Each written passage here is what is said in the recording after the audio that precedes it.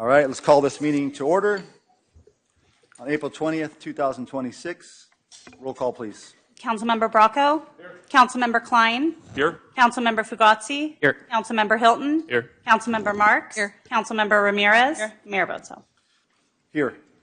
Item 1.3, City Clerk's report on posting of the agenda, please. Thank you, Mayor. This agenda was posted on Thursday, April 16th at 1:25 p.m. Thank you very much. Item 1.4, Pledge of Allegiance will be led by Councilmember Marks.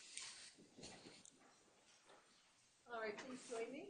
Salute to pledge. Pledge allegiance to the flag of the United States of America and to the republic for which it stands, one nation, under God, indivisible, with liberty and justice for all. We do not have an invocation this evening. So I'm going to jump ahead to item 2.1. We have a proclamation of Earth Day, which will be received by Public Works representatives. And I will meet you at the podium, please.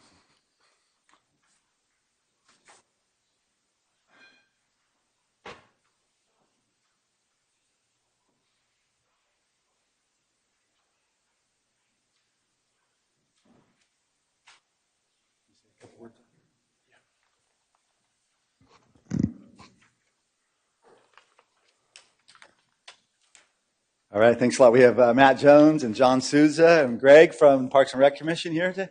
Thank you very much. So, City of Gilroy proclamation.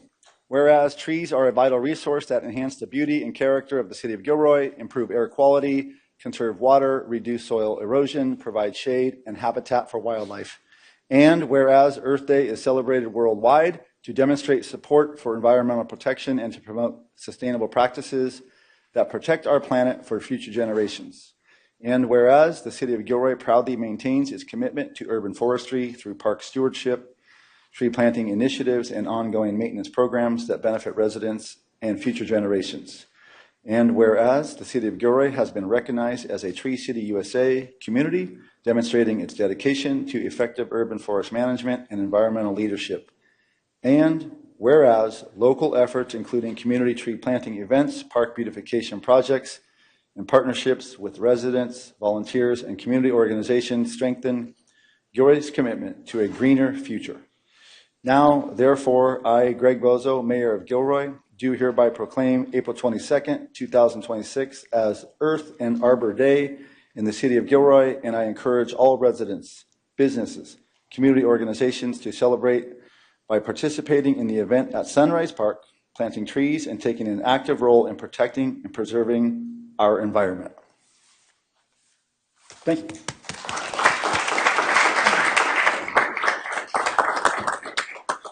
So good evening, Mayor, members of council. On behalf of Public Works, I'd like to thank you all for this Arbor Day proclamation and your continued support for the urban forest. The city currently maintains over 16,000 trees, which provide shade, improve air quality, enhance our neighborhoods, and contributes to overall quality of life in our community. We're also proud to share that the city has been recognized as the Tree City USA for 44 consecutive years. It's an achievement only to cities that demonstrate strong commitment to maintaining and growing a healthy urban tree population. And then to tie into the mayor, Arbor Day celebration, community members come out, Sunrise Park, Wednesday, April 22nd from 1 to 3:30. We'll have staff on site. We'll plant 9 new trees. Have a good day enjoying the community and improving the park. Hope to see you there. Thank you. Photo. Can you guys take a photo with us? Come on up.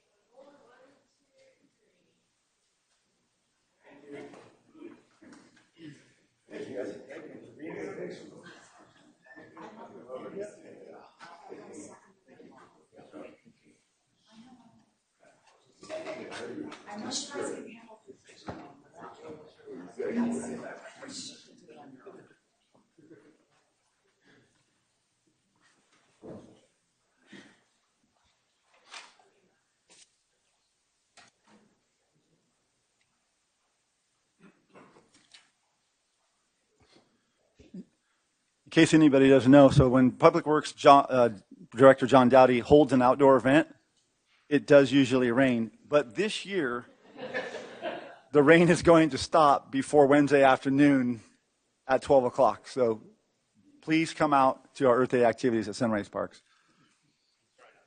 We did it last year in the pouring rain. So. Okay, moving on to item number 4, presentations to council. We have 2 this evening, and Sister Cities annual presentation will go first, and after that it will be from Visit Gilroy. So take it away, Dave Peoples.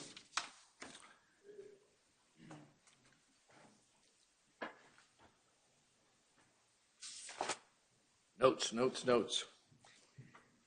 Good evening, Mr. Mayor and members of the council. And the mic, better? Yeah. Okay, better? All right. Start again. Good evening, Mr. Mayor and members of the council. My name is Dave Peoples, and I'm the current president of Gilroy Sister Cities Association. Our mission, let's see if I can make this work now. Our mission is to promote peace through mutual respect and understanding and cooperation, one individual and one community at a time.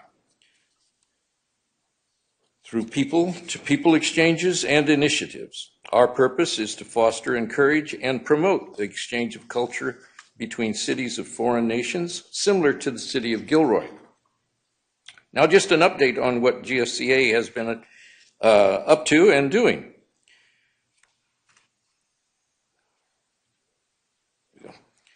In 2021, anticipating another invitation from our sister city of Angra to send a young lady from Gilroy to participate in the 10-day San Juaninas Festival and join the Festival Queen's Court, as Gilroy has done for many years, a criteria and program was developed to offer the opportunity to become GSCA Cultural Ambassador to the Gilroy community at large. In the past, having just been offered to Garlic Festival Queens or Portuguese Lodge Festival Queens. Applicants must be an adult female, 18 to 24, a high school graduate, or no less than a senior in high school.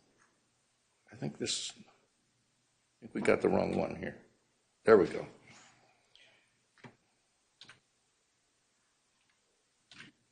Oh, sorry, I'm new at this. There we go. Applicants must be an adult female, 18 to 24, a high school graduate, or no less than a senior in high school, or a college or university student. Available for foreign travel in the month of June, a resident of Gilroy or within the 95020 zip code for at least 5 years. Have a current California driver's license, have a valid U.S. passport, and provide 2 letters of recommendation. This program gave us Abby Reynolds in 2022, Bridget Reynolds in 2023, Isabella Vieira in 2024, and Kennedy Agnich in 2025. Amazing young ladies that did a marvelous job of representing Gilroy, each participating in the 10-day San Juaninas Festival in Angra. In January of 2024, we hosted 2 TGIFA administrative representatives from Tacomache, who visited Gilroy to discuss with sister cities how we would move forward with our sister city relationship given the COVID hiatus, school closings in Tacomache, and other happenings in Tacomache and Gilroy. In July of 2024, my wife Marianne and I and a friend Diana Berry joined a tour group from California, many of them from Gilroy, first visiting Madeira, then leaving the group to visit various islands in the Azores, ending the week in Angra, meeting with the Angra mayor, various city officials, and enjoying many cultural and social events. In early October of 2024, my wife and I joined Garlic Festival board members David Reynolds and wife Paula, Cindy Fellows, Kirsten Carr, and Diana Berry to participate in the 35th anniversary of the Tacomache Garlic and Beef Festival. In late 2024, we hosted and enjoyed 10 junior high students, and 5 adults from Tacomachi for a week, assisting the Tacomachi Coordinator of International Relations, CIR, with homestay arrangements, visiting Gilroy schools, touring the Gilroy area, and arranging several social activities. In June of 2025, I applied and was selected to attend a 3-day international meeting of twinned or sister cities and municipalities between Portugal and the USA in Ponta Delgada on San Miguel Island in the Azores. The conference was hosted by FLAD, the Luso-American Development Foundation, a private nonprofit financially independent Portuguese institution. In breakout sessions, we discussed best practices of the different sister cities and the outlook for the future, enabling the strengthening of the bridge between the Azores and the U.S. I also learned that FLAD offered grant opportunities to organizations in cities that have sister cities in Portugal and the Azores. We're going to be exploring that program very soon. Other highlights of the conference were attending a panel discussion with the Chargé d'Affaires from the U.S. Embassy in Portugal and Portugal's ambassador to the U.S., also meeting the president of the Azores while attending a cocktail party at the presidential palace, and then dinner at a fabulous Fado restaurant. In mid-June, I think I hit the wrong button again.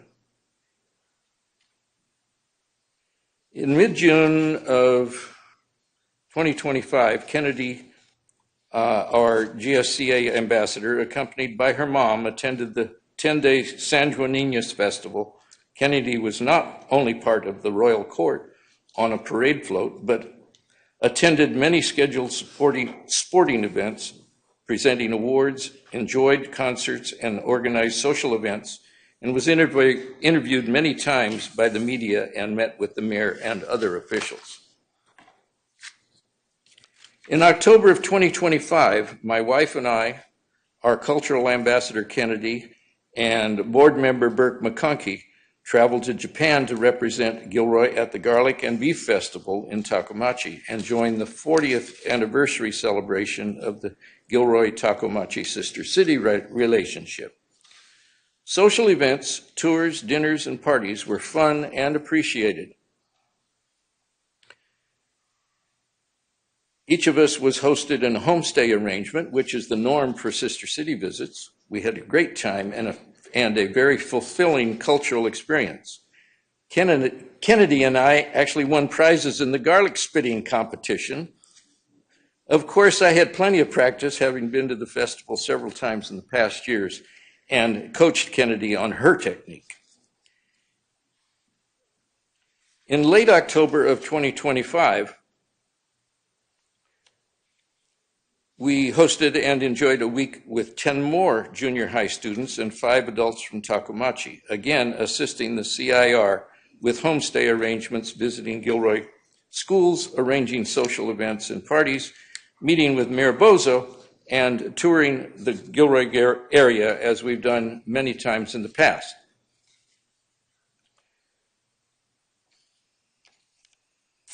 In November of 2025, I attended the annual NorCal Sister City Conference in Orinda, California. Presentations were made by members of different sister cities, and the president of Sister Cities International was our keynote speaker. Comments about the activities of the other NorCal organizations and their interactions with their sister cities was extremely informative. Our program in Gilroy, though it may be small, it is pretty dang mighty. And listening to representatives from other sister city organizations, we're doing way more than most. In February of 2026, GSCA selected Audrey Kafer as our cultural ambassador. She will be attending the San Juaninas Festival in June. Audrey is here this evening if you'd care to meet her or talk to her. Audrey, there she is.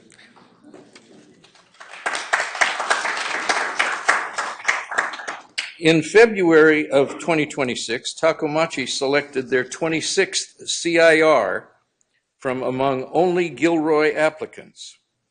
Mayor Bozo was their first CIR, by the way. And GSCA has been involved in that selection for many years. On March 14th, 2026, GSCA and about 100 attendees enjoyed a very successful international dinner and fundraising event at the IFDES Portuguese Lodge in Gilroy. Last year, GSCA, joining with the City of Gilroy and Gilroy Garlic Festival, as we've done for many years, invited all 6 of our sister cities to the new Gilroy Garlic Festival. Unfortunately, short notice made it difficult for any to attend. But this year, letters will be going out soon, and we are hopeful that we will host delegates from 2 or 3 of our sister cities. To do this requires dedication and support from city government and the community. 2 years ago, we worked very hard to find a way to make this happen and entered into a 5-year consultant agreement with the City of Gilroy in August of 2024. At that time, GSCA assumed all responsibilities related to matters sister cities, with the exception of adoption of a new sister city, which only the city can do. Now, it is very important to understand that all travel and expenses on the part of GSCA board members are personally funded. As most of you know, it's also very important to remember that Gilroy has 6 sister cities. St. Clara, France, established in 1985, Monticelli, Italy, established in 1985, Takomachi, Japan, established in 1988, Koror, Palau in 1994, Tecate, Mexico in 1996, and Angra do Heroísmo in the Azores in 2004. The Gilroy, Takomachi, and Gilroy Angra relationships are strong and have remained very active over the years. St. Clara, Monticelli, and Tecate, not so much, and Koror, hardly at all. However, new lines of communications have recently been reopened, given the changes in the city administrations in St. Clara and Tecate, and it is expected that we will have renewed dialogue and cultural exchange with them very soon. With a little luck, the same will be in the offing with Monticelli. So now, I want to thank you for the opportunity to have come tonight, giving me the opportunity, and I'll try to answer any questions that you might have if you'd like. Questions for Dave? Anybody? I just have one, Dave. So you mentioned Koror, Yes. not having much communication with them. No. At some point, would it be reasonable that the council, because this was from a resolution, I believe at one point, that we cleaned up that list? There is a provision for that in how you go about doing it officially and declaring it a non-binding situation anymore. Yeah. Okay. I'll get that to you if you want to do that. I know it's. I'd like to see that too. It was a one-off thing that caused that relationship and resolution to be made to make them sister cities, and it was a very long and interesting way that came about. All right. Thank you very much. And I think you might have questions from the crowd, but after you guys can meet outside in the lobby to answer your questions. Thank you, Julie. Thank you very much, Dave. All right. Thank you. Thank you.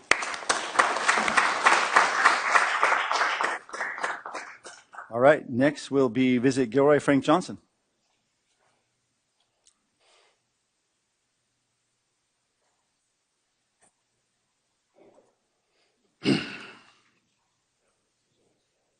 Mayor, Council, City Administrator, people of Gilroy, thank you so much for this opportunity to just share some good news about Visit Gilroy and what we're doing for the community.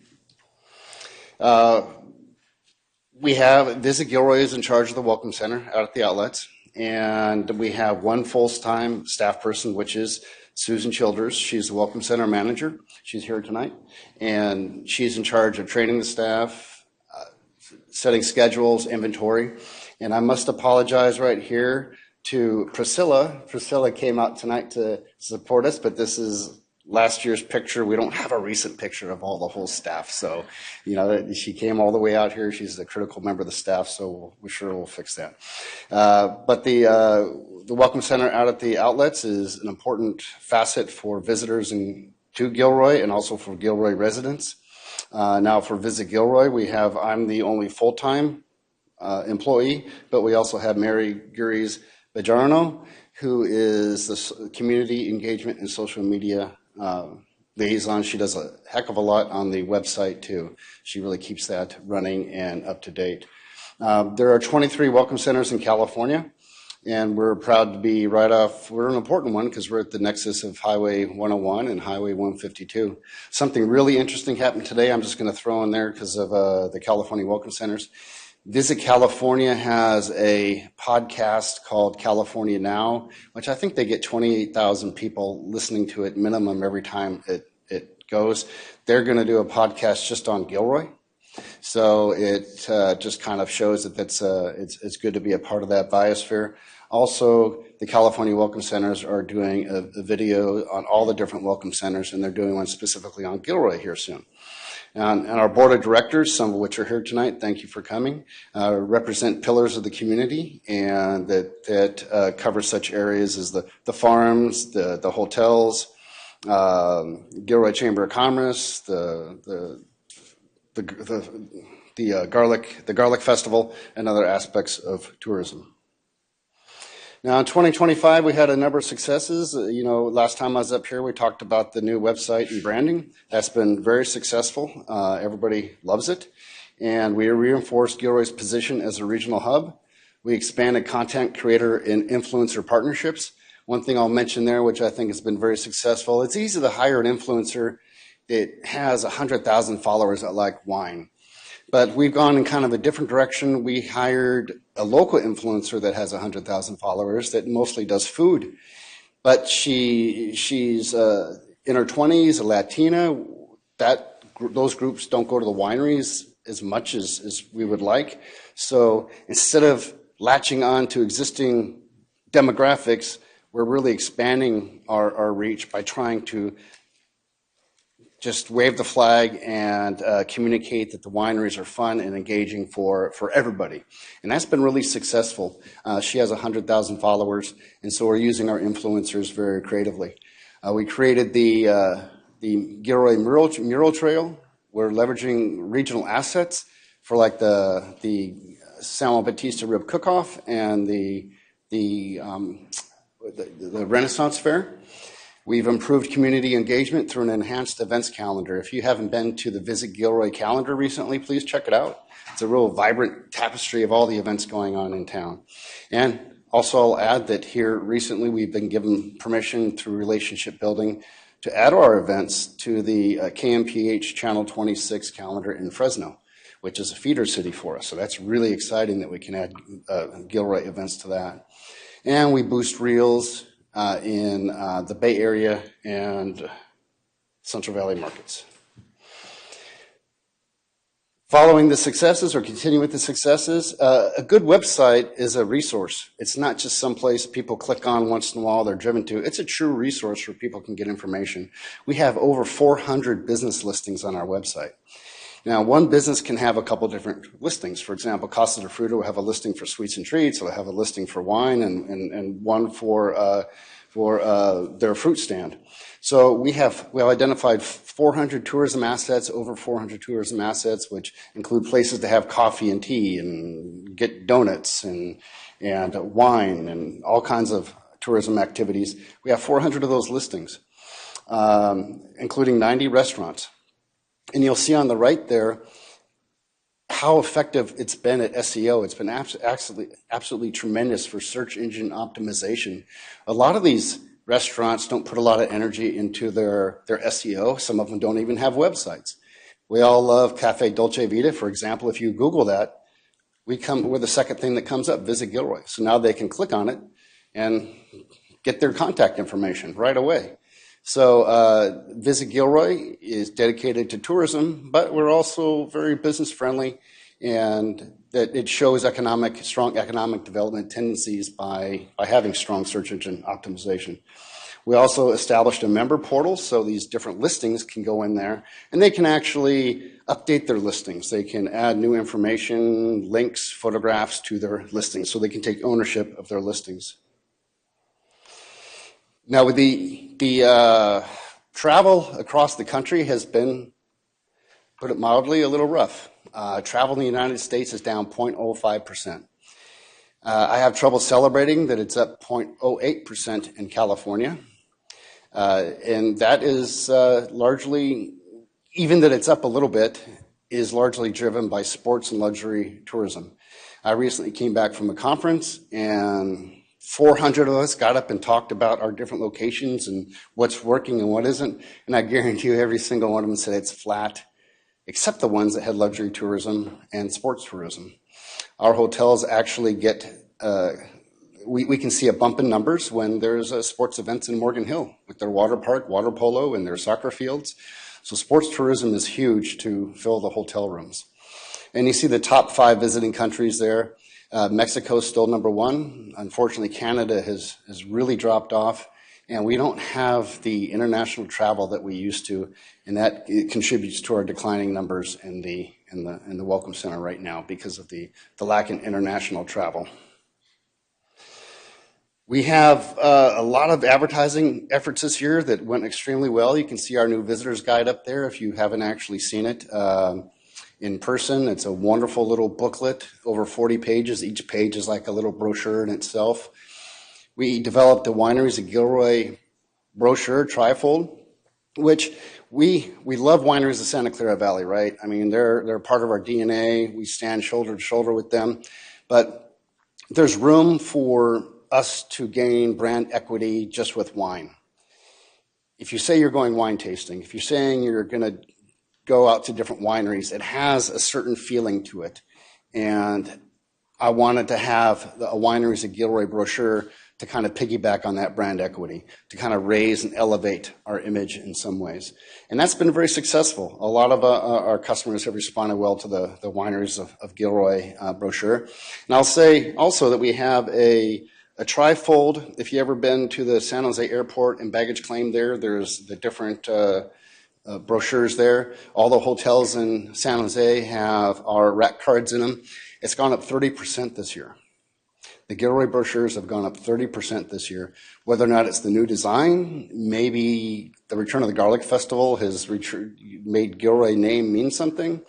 Maybe just our overall feeling and has increased. Good feelings have increased with the public, but 30% pickup is really substantial, increased pickup rate.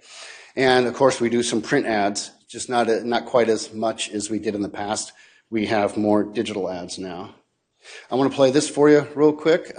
This TV commercial we're using to stream. It won not just it didn't win a silver, it didn't win a gold, it won a platinum award at the Marketing Communication Awards.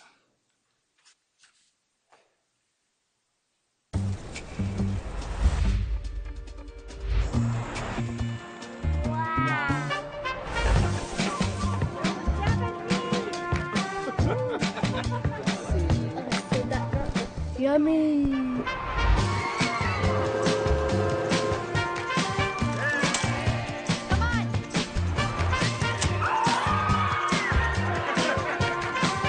I knew this was here.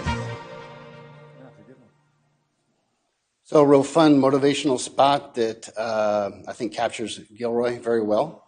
Another aspect that we're really pushing here is Gilroy as a hub. We can't compete with, we'll never be able to compete with Santa Cruz, Monterey. Our goal is to make us relevant in that context. So let me go ahead and hopefully this will go.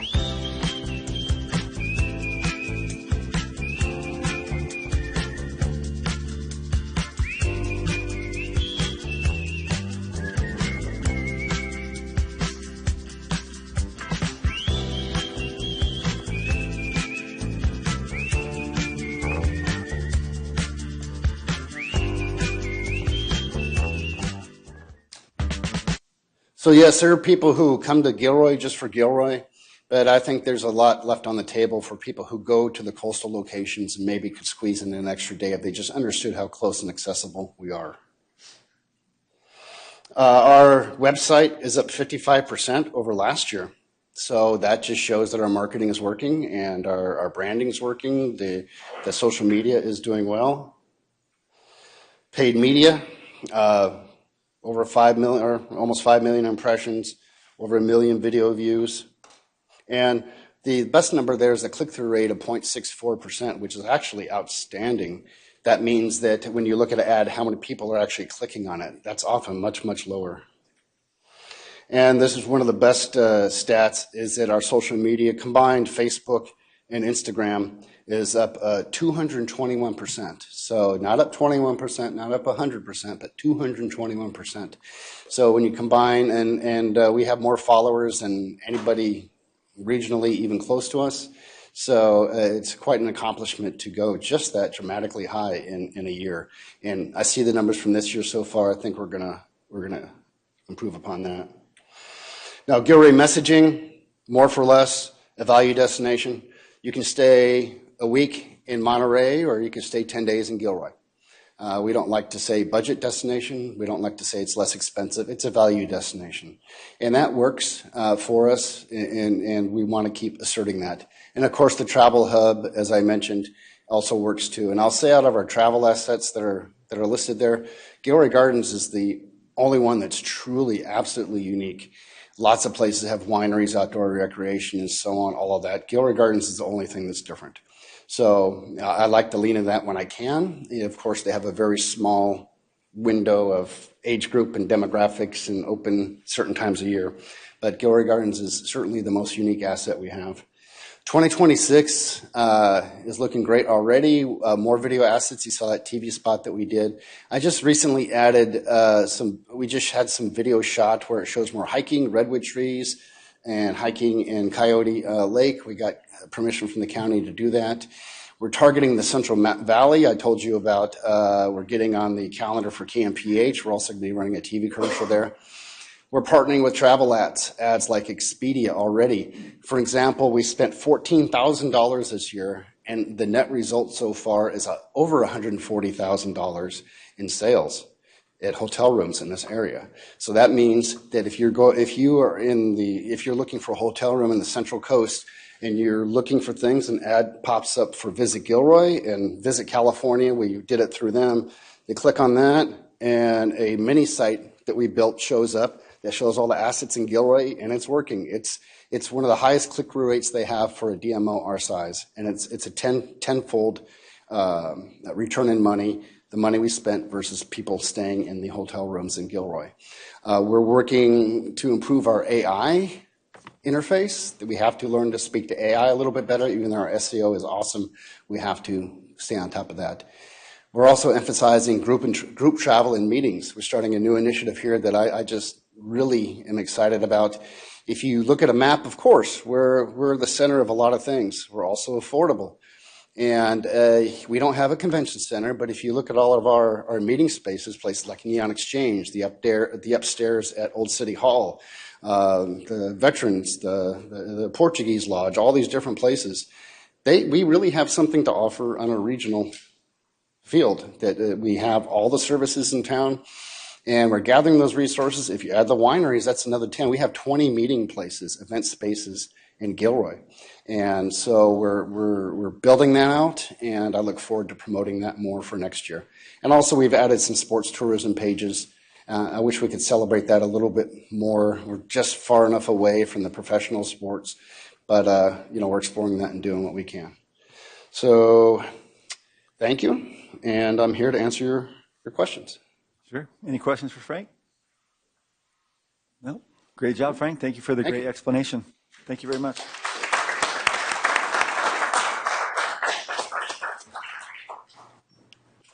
All right, moving on to item 4.3, public comment by members of the public on items not on the agenda, but within subject matter jurisdiction of the City Council. Thank you. I have 3 speakers, Melissa Santos, followed by Jan Bernstein Chargan and Julie Del Majora.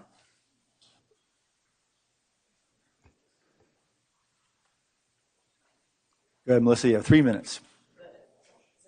Doesn't sound like it.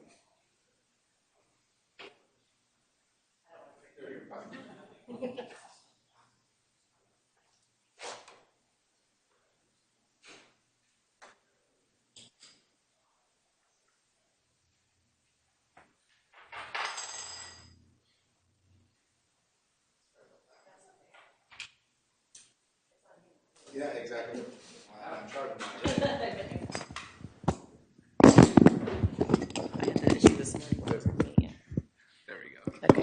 That's okay. Good evening, Mayor, council members, and administration. I wrote down my comments, so I stay within 3 minutes. My name is Melissa Santos, and I'm here representing Community Solutions. And I just wanted to take a moment during public comment to simply introduce ourselves. Many of you know us as a long-standing community partner serving Gilroy and South County.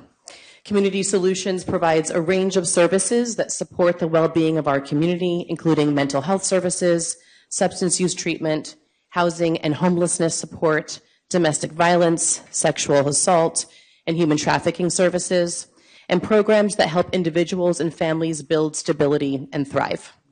We know that strong communities are built through partnership, and we want the council to know that we are here as a thought partner, a collaborator, and as a resource as you continue your important work on behalf of Gilroy residents. We care deeply about this community. We are within the top 5 as far as number of people we employ in the city of Gilroy. So many residents work for us. And we look forward to continuing to work alongside the cities in the way that create hope, safety, health, and opportunity for all. Thanks so much for your time. Thank you, Melissa.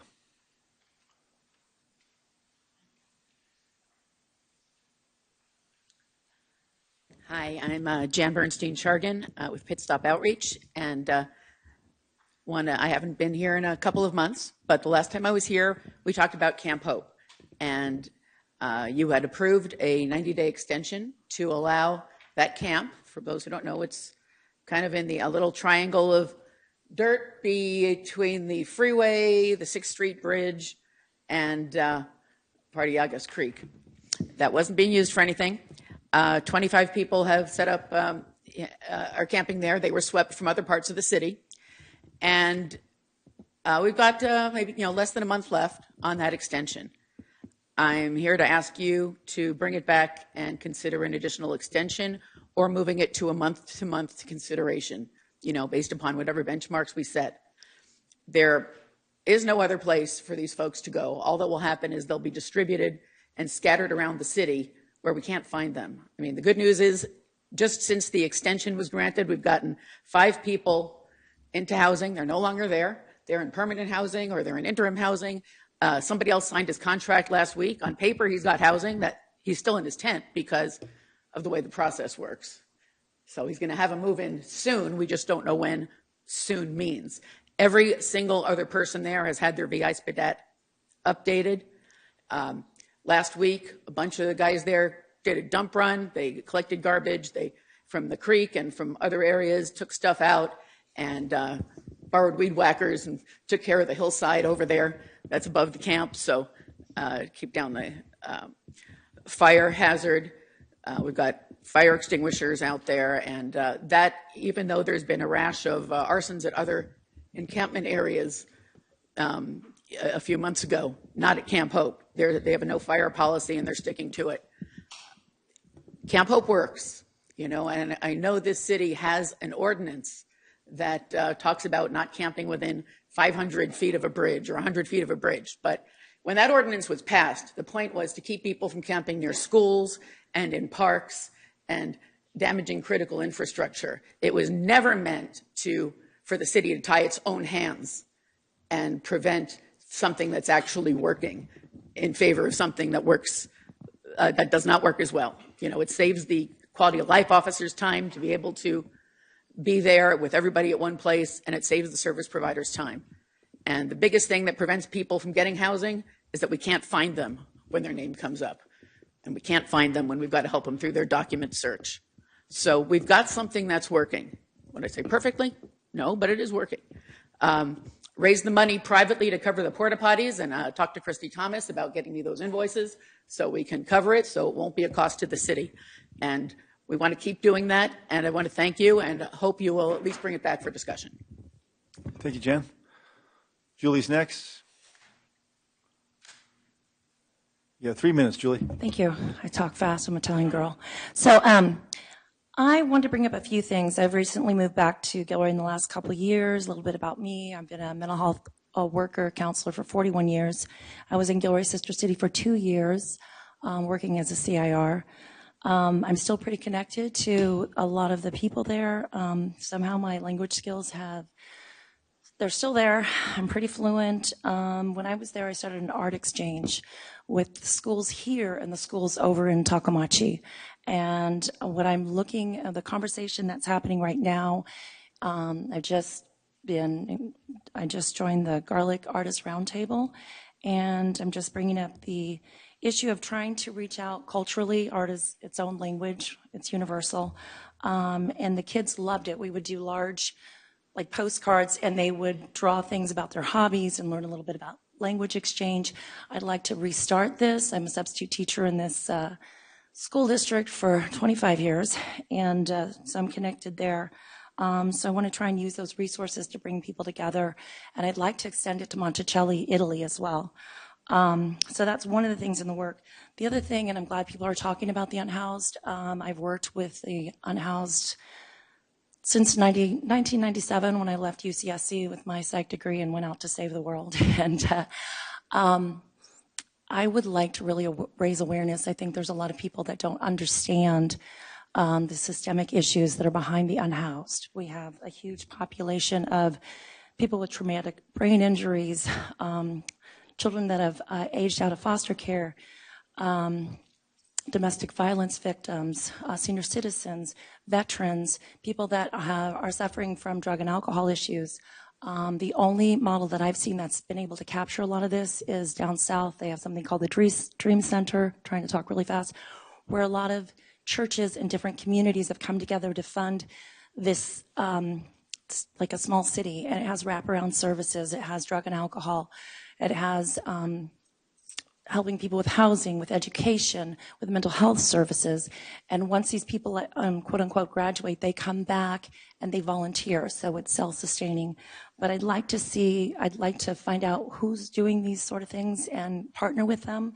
And I have a bunch of other ideas, but those are the two I brought tonight. Thank you. Thanks, Julie. I have no further speakers. All right. Thank you, everybody, for the public comment. Moving on to item number 5, reports of council members. Councilmember Bracco. Nothing to report. Councilmember Fugazzi. Nothing to report. Councilmember Marks. Yes, just real quick. I attended the Gilroy Sister Cities board meeting last week, and I'm not going to repeat anything that Dave presented tonight, except it's good to know that Gilroy Sister Cities has just been invited to go speak at Christopher High School in hopes of getting some of the students interested in the program and joining in to help them. That's it. Thank you. Councilmember Hilton. Thank you. From Silicon Valley Clean Energy, staff provided an update on the agency's integrated decarbonization roadmap and solicited input from the board. The roadmap is an update to the original SVCE 2018 decarbonization strategy that will set the agency's program priorities and electrification targets through 2045 in alignment with California's carbon neutrality mandate. The update included program budget projections, progress toward electrification goals, and a discussion on prioritization strategies for program budget scenarios. The final roadmap is expected to be adopted by the board in October 2026. SVCE has 30 active programs and offerings which make it easier and less costly for residents and businesses to transition to electric appliances and vehicles. The board held a discussion item on the SVCE program impacts from January to December 2025. The presentation provided specific findings from select SVCE programs. To date, SVCE programs have supported the electrification of over 2,900 homes, trained over 370 contractors, and supported installation of over 600 electric vehicle chargers.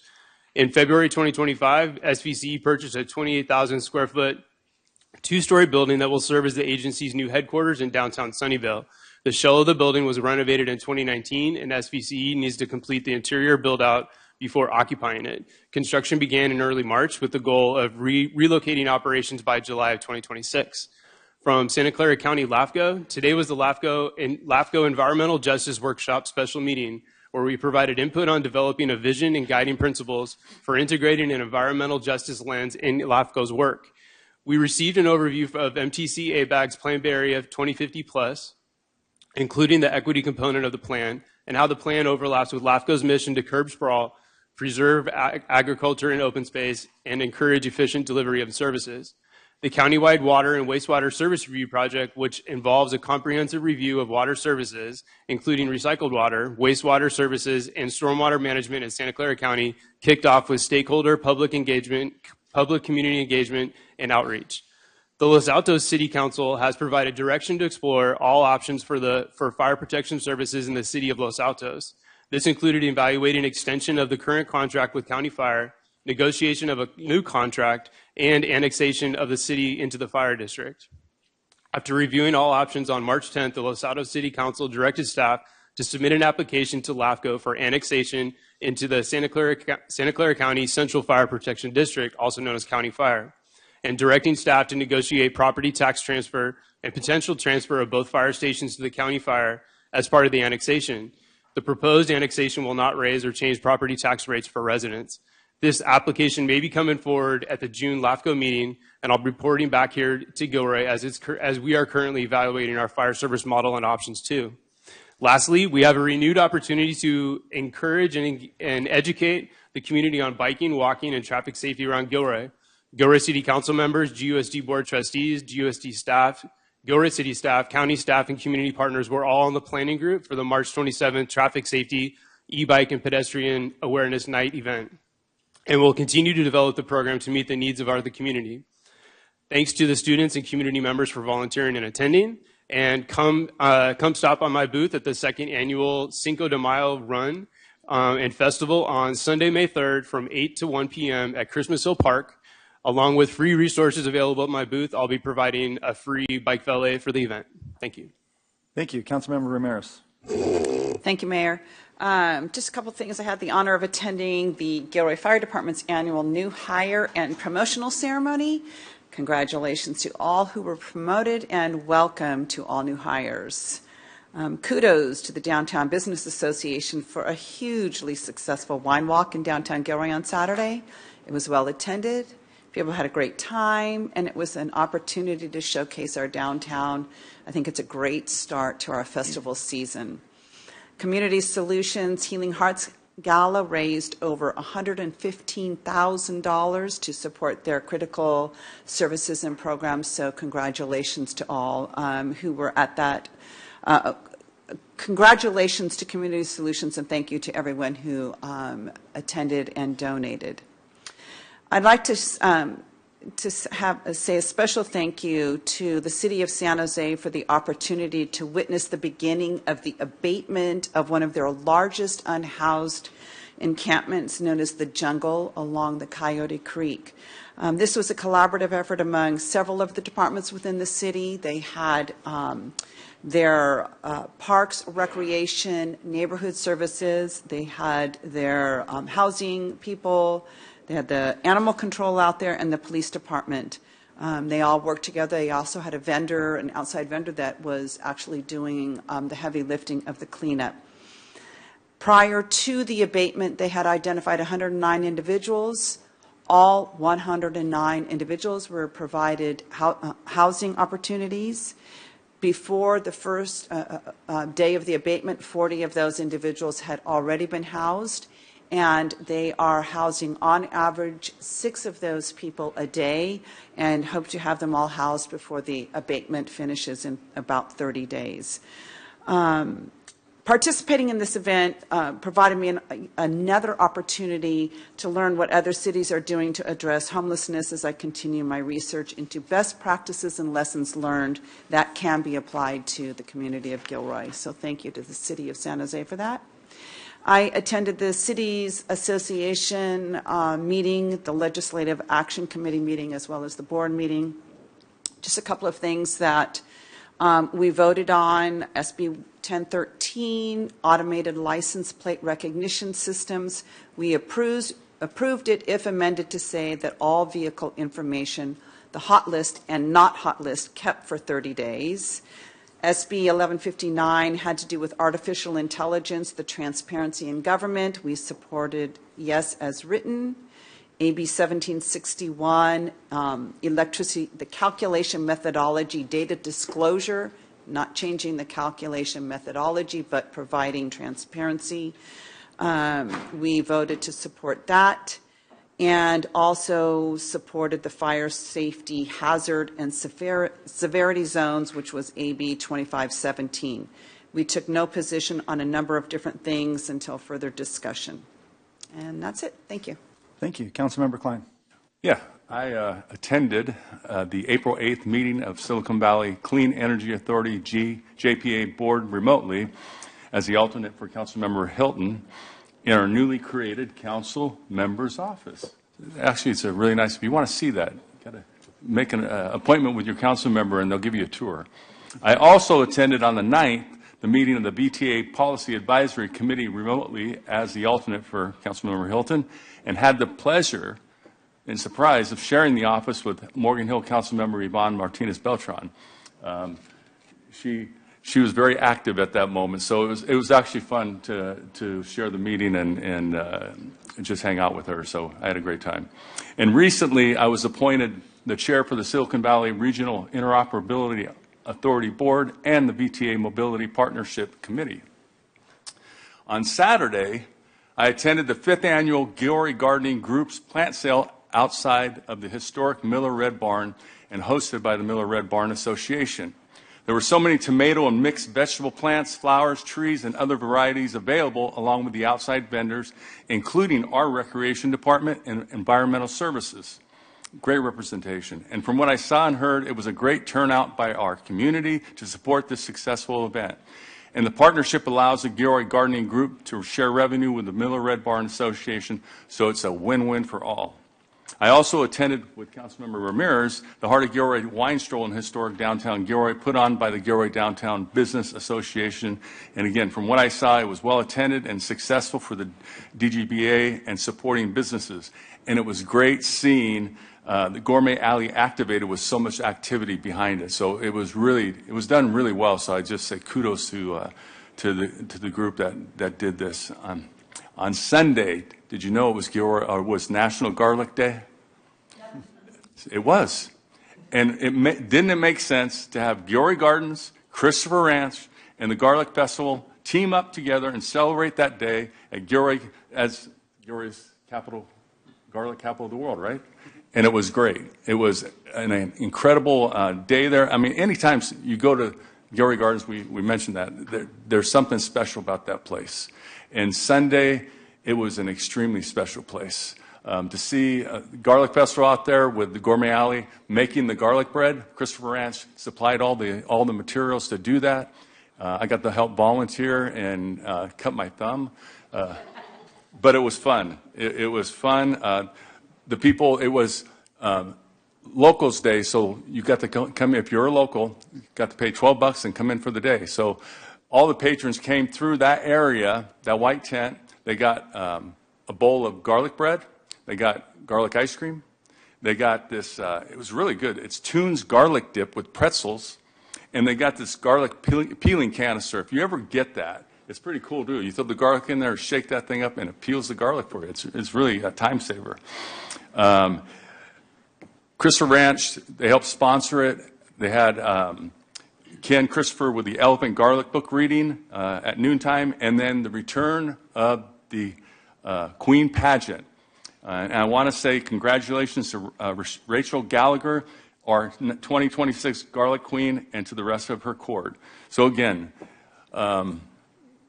if you didn't get a chance to be there, you missed it. It was great, and it's a winning combination. It really shows who we are as a community, and my heart was swollen out there. It was so great to see everything. So I'll just say kudos to everyone that did Garlic Festival Association, Christopher Ranch, and of course Gilroy Gardens. Thank you. Thank you very much. Great report, everybody.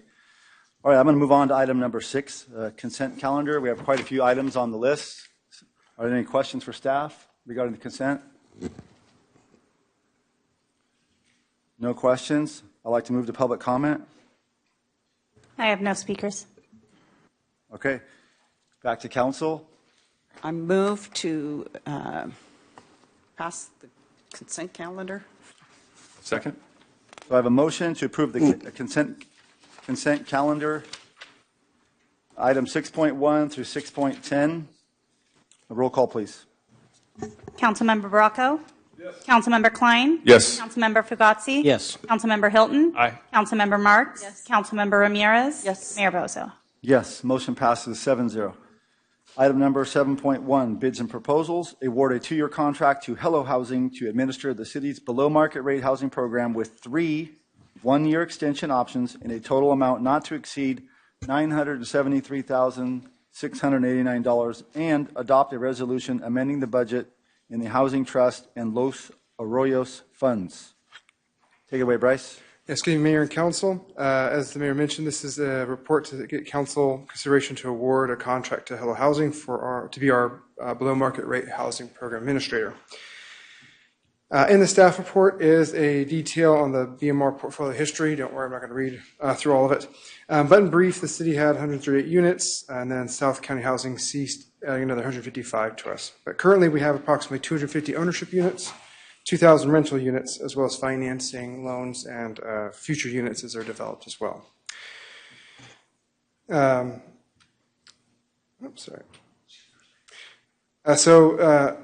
The current agreement we have with House Keys, which is our current vendor, started in April of 2017, expires June 30th of this year. This has triggered a competitive RFP process, which was initiated in December.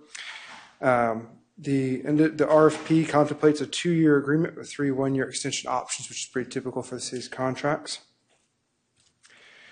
An RFP was directly marketed to 7 firms, including advertisements in the newspaper, as well as our city website. We did receive 2 proposals. House Keys proposed, as well as Hello Housing, which is a new vendor to us. Evaluation team of 4 city staff members conducted the assessment of their proposals. On the screen is the evaluation scores. Hello Housing scored the highest. It was also the lowest cost proposal that we received. Fiscal impact is $973,689 over 5 years. That's assuming that all 3 extension options are selected or are executed. As mentioned, there's also a budget amendment. That's for about $12,000 for program setup fees, which is a little bit more than we have for this year budgeted. There's ample funding and revenue streams from both of those funds to support the contract. So the recommendation is for council to award a contract to Hello Housing to administer the below market rate housing program from July 1, 2026 to June 3, 2028, with 3 one-year extension options, and authorize the city administrator to execute the contract, and then as well adopt a resolution amending the fiscal year 26-27 budget and the listed funds. And that completes the presentation. Happy to address any questions. Thank you very much. First question from council will be by Councilmember Fugazi. First question is, compared to the previous contract, financially, how does this compare? Is it 20% more, 30% more? It's per year, it's actually pretty close. So right now, under our existing contract, House Keys, this is the last year in that contract. It's $180,000 a year. They have additional other fees in addition for depending on certain transactions that take place. And so in the first year of proposal for Hello Housing is $178,000. So it's a little slightly cheaper. But the contract renewal under House Keys is significantly larger. So they're increasing that amount by. And these 2 funds, how much are in these 2 funds right now? And what would happen if we were upside down on this? Would it come out of the general fund or? If upside down, yes, it would come out of the general fund. There's usually about $400,000 right now in the Housing Trust Fund. I have to look at the Los Arroyos Fund. I'm not sure about that fund. So the likelihood of this being where it's going to end up coming out of the general fund because it's short in future years? No, it has cash flow that comes in each year from different BMR transactions that happen. So far the fund has been stable. And before the previous contract, did we operate this in the same way? Yes. Okay, thank you. Councilmember Bracco, please. Bryce, I thought this is why we needed a housing manager. And we have a housing manager, so why do we need this now? We have a housing manager. It helps administer the broad program. So not just, so they'll oversee the contract, make sure that the contractor is providing services properly. They also oversee the other functions, CDBG, or other housing functions, the PLHA funds. So they oversee a broad spectrum. The services are provided under the BMR administrator are very specialized and complex. And it's not just the housing program, it's also... Like what? So the BMR programs, it's looking at equity shares across the different, between us and the owner, as well as looking at the different programs and funding sources that we have for like the new BMR, I'm blanking on the name of the program, the repurchase program that we have with our BMR units. So they manage those. They look at compliance checks. So they check each of the housing units that we have under the BMR program, make sure that they're compliant with the owners, or in a lot of the cases, the renters with the 2,000 rental units. So it's a large body of work to do that. Plus, you have the other programs where there's the outreach, the advertising. There's a website dedicated for portal applications in order to process an application to fulfill one of those or to attain one of those units. So there's a lot of different work alongside that. There's website administration.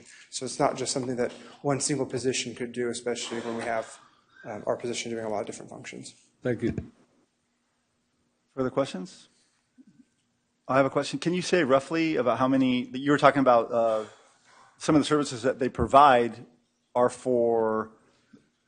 to make sure that renters and homeowners are in compliance with the terms that they signed up for? Yes. Do you have a rough number about how many different so they'll residences? check on all the units that we mentioned. So 2,000 rental units that they'll be monitoring. We have about 250 home ownership program. This also includes any future units that come online from future developments that come into the city. And then also any loans, they can check for loan compliance as well. Okay, thank you. I'm going to move to public comment. I have no speakers. All right. Any further questions or comments by council? If not, I'll go ahead and entertain a motion to award a contract to Hello Housing to administer the below market rate housing program from July 1st, 2026 to July 30th, 2028 with 3 one-year extension options, and authorize the city administrator to execute the contract and associated documents, and adopt the resolution amending the fiscal year 26-27 budget to increase appropriations in the Housing Trust Fund by $6,240 and the Los Arroyos Fund by $5,760 for the fiscal year 2027 services of this contract. I have a motion by Councilmember Marks. I need a second. I'll second. I have a second by Councilmember Ramirez. Roll call, please. Councilmember Bracco? Yes. Councilmember Klein? Yes. Councilmember Fugazi? Yes. Councilmember Hilton? Aye. Councilmember Marks? Yes. Councilmember Ramirez? Yes. Mayor Bozo? Yes, motion passes 7-0.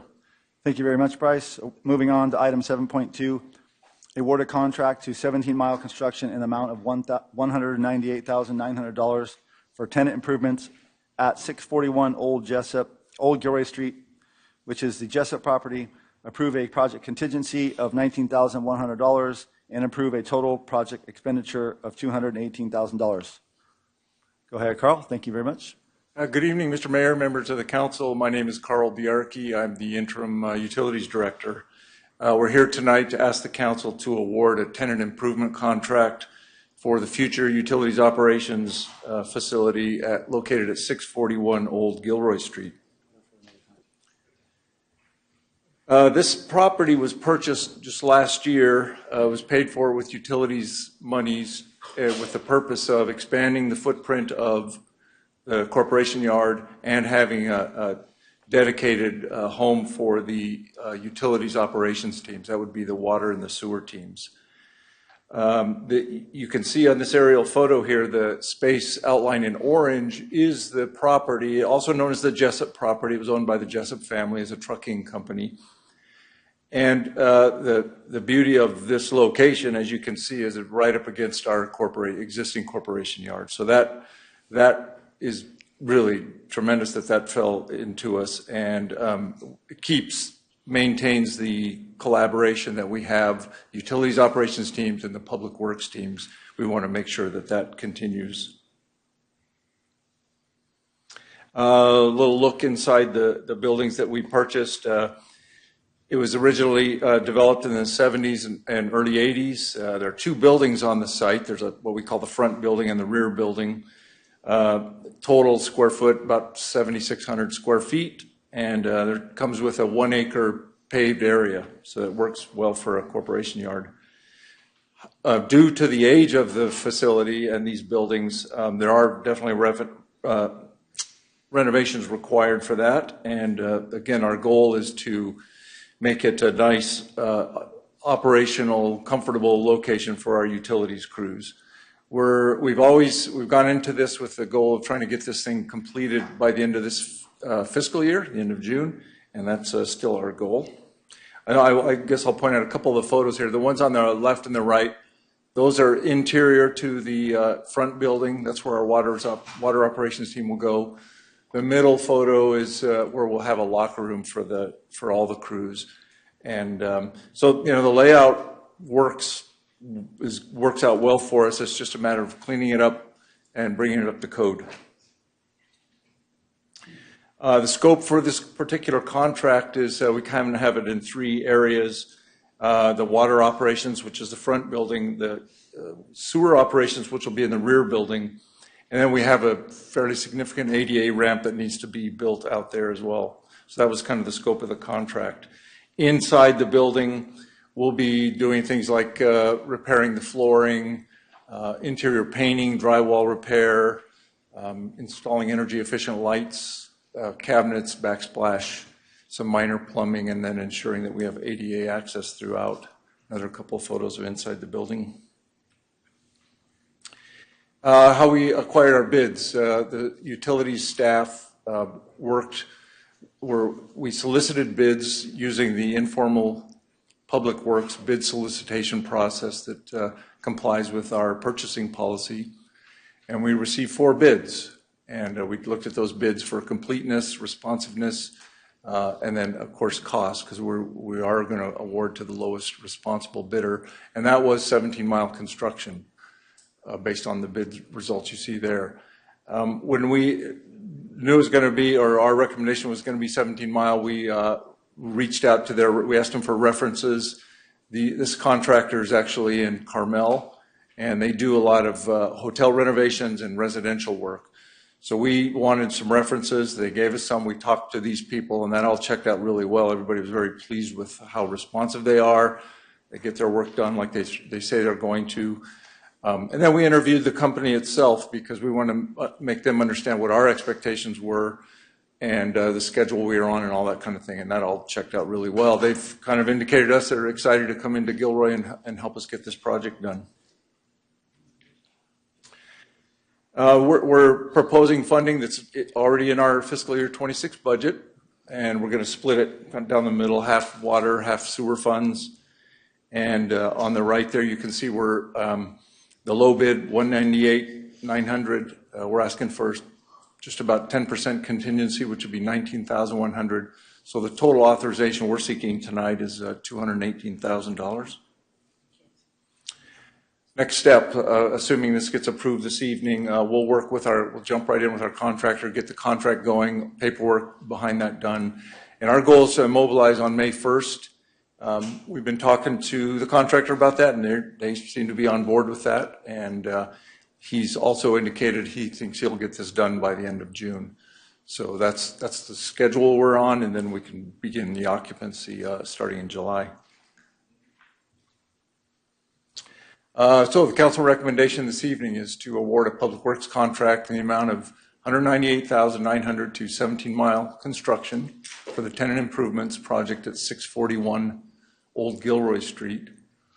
Approve project contingency of $19,100 for a total project authorization of $218,000, and authorize the city administrator to execute the contract documents and approve any future change orders within the contingency. And that concludes my report. Happy to answer any questions. Sure. Looks like first one for questions is Councilmember Fugati. So you said this isn't a Gilroy company, right? It's not a Gilroy company. And this seems like pretty basic kinds of construction stuff, right? Throwing up drywall, framing some stuff. Is there any reason why you think that we can't attract Gilroy contractors to do this kind of work in Gilroy? Well, we did, the way we solicited contractors was we talked to people who, like in our facilities group, who've done renovations for other city facilities. They provided a recommendation to us. The key, and so we asked for recommendations, but the key with this work is they have to pay prevailing wage. And to do that, you're registered with the Department of Industrial Relations. We would have loved to have a local contractor do that, but we couldn't. We were, you know, and for a project this size, to have the prevailing wage component in there was a challenge for us. So You're saying people in Gilroy don't like to pay prevailing wage? Well, actually, sorry, I'm going to interrupt. Actually, the second place bidder who missed it by 2% is a local company. Method Construction. Oh, okay, so It's good. a local company. So for 2%, we decided to go outside. We don't have a policy that allows for local preference. Good point. Yeah. This is And definitely maybe something. we can think about it someday. Yeah. Okay, thank you. Yep.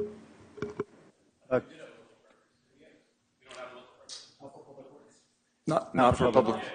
Sorry, not for public works projects. Which this is. Do we have any for other department projects? Yeah, so. You guys have your mics on, sorry. Policy, but by Neither of state you do. contract code, public works contractor generally cannot be let by local preference. So that's the carve out. Further questions? Thank you. I'll go to public comment. I have no speakers. Okay. I would say the numbers, you had your budget to come in with those numbers. You should feel pretty good about that. We were happy, and the fact that the bids were tight. Yeah, very tight. When they're in that same range, you feel pretty good about. I know, in the bid market, you hate to be 2% low or 2% high from that, because you think of what you could have left out to get the job. So, yeah. Thank you. Well, if there are no further questions or comments, I'll entertain a motion to award a public works contract in the amount of $198,900 to 17 Mile Construction for the tenant improvement project at 641 Old Gilroy Street, and approve a project contingency of $19,100 for a total project authorization of $218,000, as well as authorize the city administrator to execute the contract documents and approve any future change orders within the project contingency. A motion? I have a motion by Councilmember Klein. Second. I have a second by Councilmember Ramirez. Roll call, please. Councilmember Bracco? Yes. Councilmember Klein? Yes. Councilmember Fugazi? Yes. Councilmember Hilton? Aye. Councilmember Marks? Councilmember Ramirez? Yes. And Mayor Bozo. Yes. Motion passes 7-0. Moving on to item number 8. This is now a public hearing. Item 8.1, public hearing to establish a list of properties subject to the weed abatement program and adoption of a resolution authorizing the fire chief to abate the nuisance arising out of weeds growing and refuse accumulating upon property in the city of Gilroy pursuant to section 12.51 of the Gilroy Code. First, I want to ask council if there's any ex parte communications. No. Take it away, Jonathan. Thank you. Good evening, Mayor, City Council, and Gilroy residents. Tonight's agenda covers the second step in the annual weed abatement program. On February 9th, 2026, the City Council adopted Resolution 2026-06, declaring weeds and refuse a public nuisance. This included a list of properties with a history of non-compliance. The weed abatement program process follows both city and state health and safety codes, requiring a public hearing before authorizing abatement. This meeting serves two purposes: authorizing the fire chief to abate nuisances, such as weeds and refuse, and allowing property owners to request removal from the list. All listed property owners received a public hearing notice, abatement instructions, and cost information. Property owners were also informed that the weed abatement deadline is May 15th. Property owners present tonight may request removal by explaining why their property should not be on the list. The request will be reviewed by the Gilroy Fire Department, Santa Clara County Weed Abatement Program and City Council. If you wish to speak, please request a time now. I'm the Fire Marshal, Jonathan Crick, and Weed Abatement Program Manager, Garrick Isoloveski. We're both here available if you have any questions. Thank you.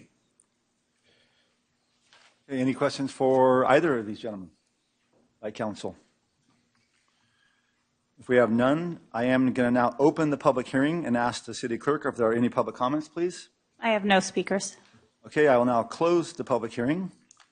Bring it back to council for any further questions or comments. Okay, I'm going to entertain a motion. Thank you. To adopt a resolution of the City Council and the City of Gilroy authorizing the fire chief to abate the nuisance arising out of weeds growing and the refuse accumulating upon property in the City of Gilroy pursuant to Section 12.51 of the Gilroy City Code. I have a motion by Council Member Bracco. Looking for a second, please. I'll second. I got a second by Council Member Klein. Roll call, please. Councilmember Bracco? Yes. Councilmember Klein? Yes. Councilmember Fugazi? Yes. Councilmember Hilton? Aye. Councilmember Marks? Yes. Councilmember Ramirez?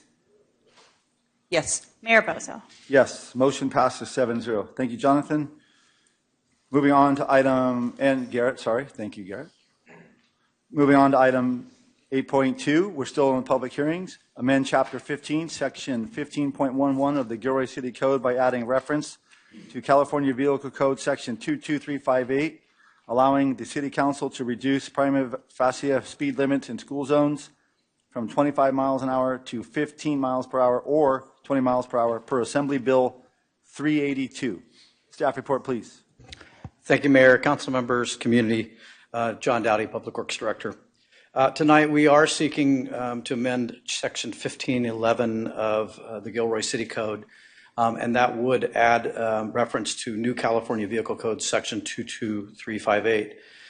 Section 22358 was added by the Assembly Bill 382 as part of an overall effort to adjust some safety concerns and issues within school zones, as well as some other provisions, but primarily focused on school zone safety. Primarily, 22358.4 is what we're looking for, but it made sense to include the entirety of 22358 because there were some other benefits of that. 22358.4 allows, as indicated by the mayor, allows us to reduce from 25 miles per hour to 15 or 20 miles per hour, depending on circumstances, and those are laid out within the Assembly Bill item. The resolution that would need to be adopted as part of this follow-up is scheduled for June 15th with the City Council. In the meantime, staff will be evaluating, assuming, again, adoption of this amendment, working with consultant to evaluate each of the public school sites, recommend prima facie speed zones, depending on, again, 382, as well as to provide recommendations regarding signage changeouts and other markings as necessary to implement speed limit changes. Staff will be initiating a similar evaluation for the private schools as well. I know that's been an issue and concern within the community, but from just a workload perspective and everything of that deal, we've tried to focus first on the public schools, and then we'll follow with the private schools, a little more involved with the private schools because many of them lack some signage and provisions that the public schools actually have right now. Staff's commitment is to have required signage installed by the beginning of school year, basically August 18th, 17th, 18th, around that point is what we're gearing toward to deal with that, and that's our commitment to have those installed. During this time, we will definitely focus on getting information out, working with GUSD to inform the school community. We're also interested in community outreach to let folks know that these speed limit changes are coming. And also, we will continue our efforts with regard to collaboration with stakeholder groups regarding pedestrian, bicycle, and driver safety. So that does not stop because of this. That just is an add-on to the efforts. This item includes a request for a budget amendment, adding $150,000 from the vehicle license fee fund to cover consultant assistance, signage, and associated work. And basically, our recommendation, as noted, is to conduct a public hearing tonight, introduce and waive first reading of the ordinance, direct staff to place the ordinance for adoption on May 18th, and adopt a resolution approving the budget amendment. This concludes my presentation. Thank you. Oh, thank you very much, John. Any questions for John? Go ahead, Councilmember Ramirez. Let me turn on my microphone. Thank you. Thank you so much for this. I think it's really important, and I completely support it. I'm glad to hear, because one of my questions was, you know, if you had any plans for any kind of a campaign to get the word out. So I'm glad to hear that. I do want to know, when do you plan to start the evaluation around the private schools? You know, I think that all our children need to be kept safe, and I just don't want this to be kicked down, you know, another year or two down the line. So can I get some type of a commitment from you as to Sorry, I skipped a line in my presentation. I'm sure you did, John. Which was, that's right here. Actually, we were looking to begin on the private schools in September. Perfect. So let us finish up, get the signs up, and then we will come back in September and begin the evaluation and assessment for private schools. Thank you. And then this is completely separate from the traffic study that we're thinking about doing. Is that correct? So I'm not, Well, there had been conversation around doing a traffic study around all the schools and determining what kind of things we could do. Sure. So this is separate from that, but will be part of ultimately information that needed for those studies. But right now we're completing work on the Los Animas. We committed to the Los Animas school site. We have a study in process there. That's going to be finalized in mid-May, and we'll be coming back with recommendations. Frankly, part of the funding for this we are anticipating being used to implement some of the recommendations from the Los Animas study, looking at Charles Lux in that area. We also are in the process of developing a grant application, which would look at studying all the public schools. Thank you. And that I would just be wanted to make sure people broader understood perspective on that, yes. Those are different. Okay, thank you so much. Additional questions for John? None? Okay, I am going to open the public hearing and ask the city clerk, are there any public comments? I have no speakers. Okay, I'm going to officially close the public hearing. Go back to council for any follow-up comments. Go ahead, Councilmember Hilton. My only discussion would be that let's just be really clear with GUSD on what we want them to promote for us, because I know that there's been sometimes confusion. Like we'll say, yeah, can you promote this? And, you know, it won't go on their social media, but sometimes they'll go out to the schools. They have the most intense program to be able to get in touch with every single parent in the city. So I think if we're really trying to be purposeful with this, like let's be really purposeful and specific with our ask. So we can try to get the most like word out about this. That'd be my comment. Councilmember Ramirez?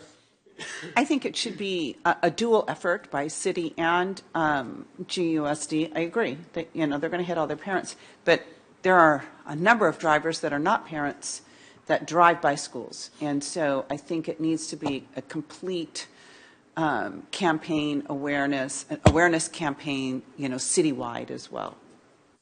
We have a joint GUSD city administrator and mayor meeting tomorrow, so we'll be talking to them immediately about this.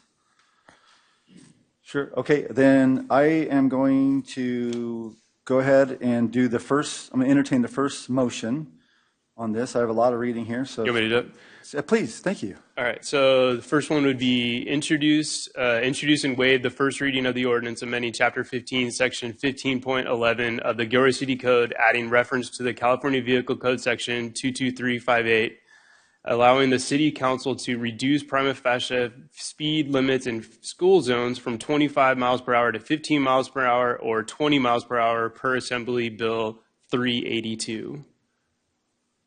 Looking for some motions. We have a motion by Councilmember Fugazi and a second by Councilmember Ramirez. Roll call, please.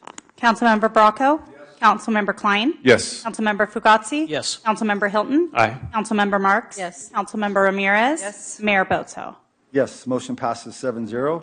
So next up would be, City clerk first needs to read the title. Sorry about that. Thank you.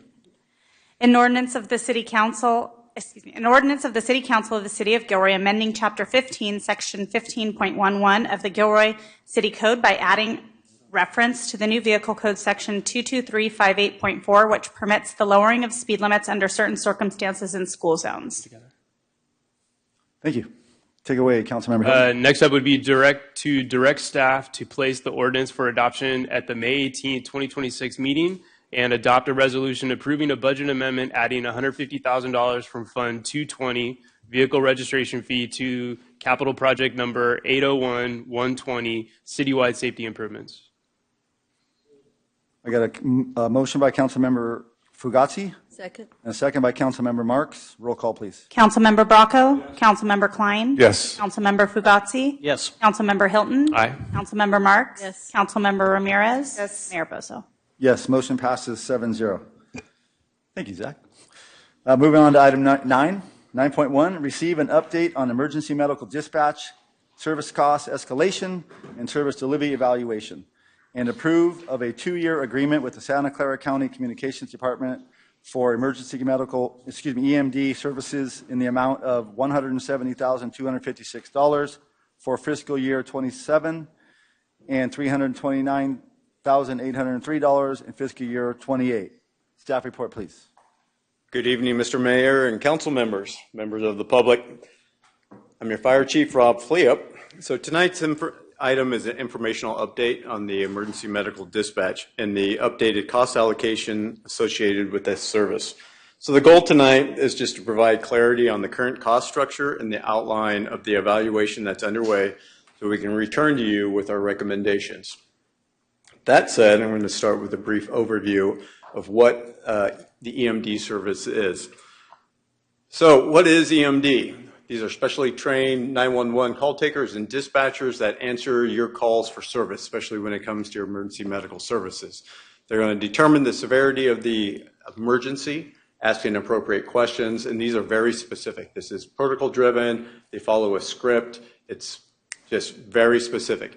What they'll end up doing is coming up with what we will call a determinant. The determinant will come out with a number, and they are able to send appropriate first responder services as needed. So that's why you'll see a fire truck, an ambulance, multiple fire trucks, PD, things like that. This all comes from this service.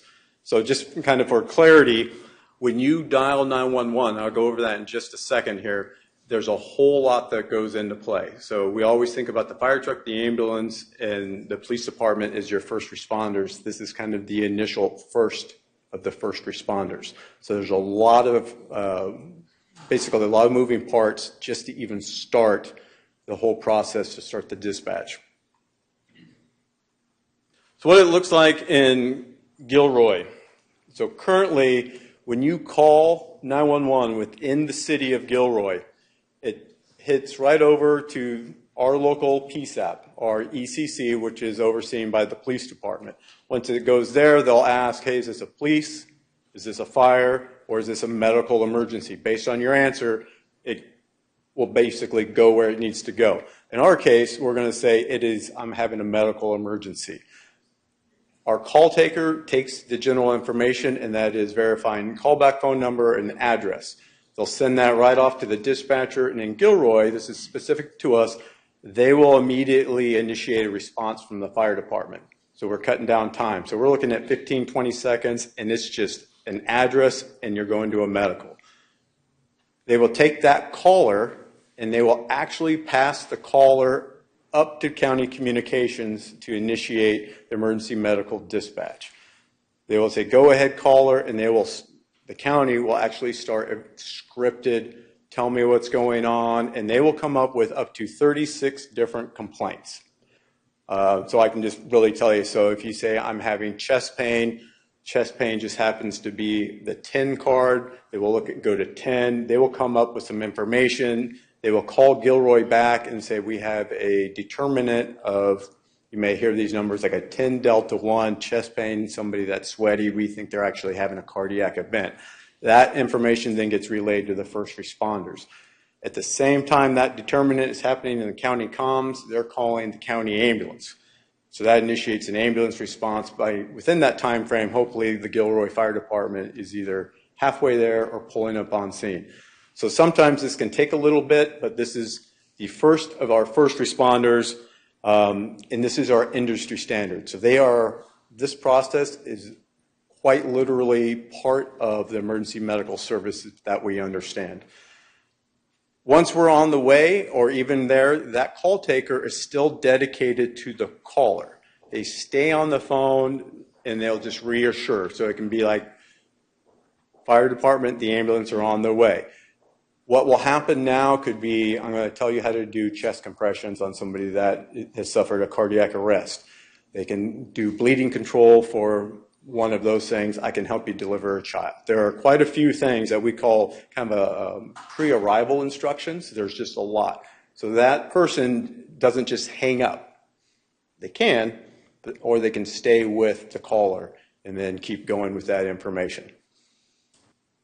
So, the cost slide. So the EMD cost allocation. As you can kind of see, the numbers are just, they've changed over the years, and this is just, has to do with how the county is just basically their cost allocation. It actually helps us here in Gilroy and throughout the county, as this is a really clear picture of what the service truly costs. So behind the scenes, as this goes through, there's training, there's certifications, there's software, there's hardware. There's a lot that goes into this very specific protocol. So the county notified, there's 3 agencies that utilize them to provide this service. They notified us that they have basically redid their cost allocation for the true cost of what this service provides.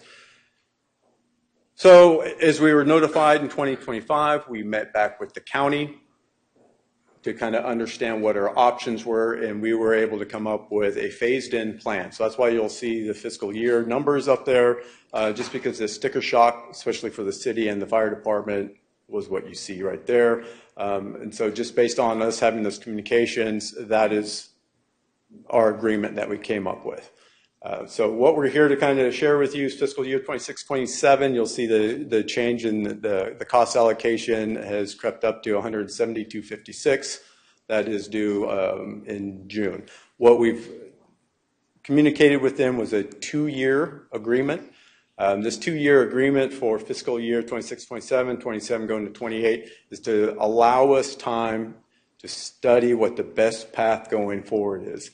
And so we'll kind of present some of those options, which are limited, but basically that is what we're kind of buying some time for, to actually present to you what we think is going to be the best service delivery for the city of Gilroy. What this looks like on the workload, so as those costs come up, your Gilroy firefighters are quite busy. Every day we staff no less than 9 firefighters on duty operating out of 3 fire stations. They will average 7,500 calls, which generates about 9,000 total unit responses per year. Out of that total number, 5,000 are medical calls.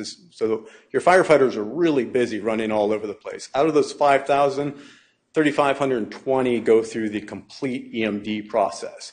So that goes up to the county, and those county call takers actually go through the whole script, the whole process, and there's a lot of back and forth. So that cost allocation, what that actually does is that you have to have the dedicated dispatcher, the call taking, you have to have those people on 24/7 because the calls always continue coming in. The protocols are very specific. It is, you are trained, you are certified, you have QA, QC, QI, there's all those little pieces that they have to maintain. You have to have a 90 to 95% compliance. So you listen to the calls. There's a lot that goes into this. There's recertification. It's just a lot of moving pieces. So that cost reflects all of that. So the evaluation of our alternatives. I said there really isn't a whole lot. Either they can do it or we can do it. So this kind of long runway that gives us for up through this year and into next year is to provide the best level of service. When you undertake this level of service has to be sustainable. We can't just decide to do this for 2 or 3 years. That kind of investment really isn't sustainable unless you have a plan. So what we are asking right now is continue contracting with the county communications. It's what we've been doing for several years. It is working for us right now, but it also will basically buy us time to continue the evaluation of if we bring this in-house. If that is an option, to take that service and give it underneath the police department to the ECC folks, what does it take? So, what we're going to kind of ask is, give us some time, let us get through the complete evaluation. And the evaluation isn't just the fire department. We're just a recipient of their service. So this goes under the police department and the ECC. The three of us meet on a regular basis and are trying to figure out what the best path going forward is. Like I said, this has to go with staffing. If you're going to dedicate a call taker that can be on the phone for 4 to 5 minutes, that means they're not dispatching PD, they're not dispatching fire trucks, and they can't take other calls. So there's a whole staffing component. The training, it's very intensive. There's more, not just your normal, how do I answer the phone, how do I dispatch police officers, or how do I dispatch the fire trucks. There's a whole other piece. Like I said, you're answering a whole scripted piece there. And then the system requirement. We have to evaluate our current dispatch system and how that would incorporate into there and what that would look like.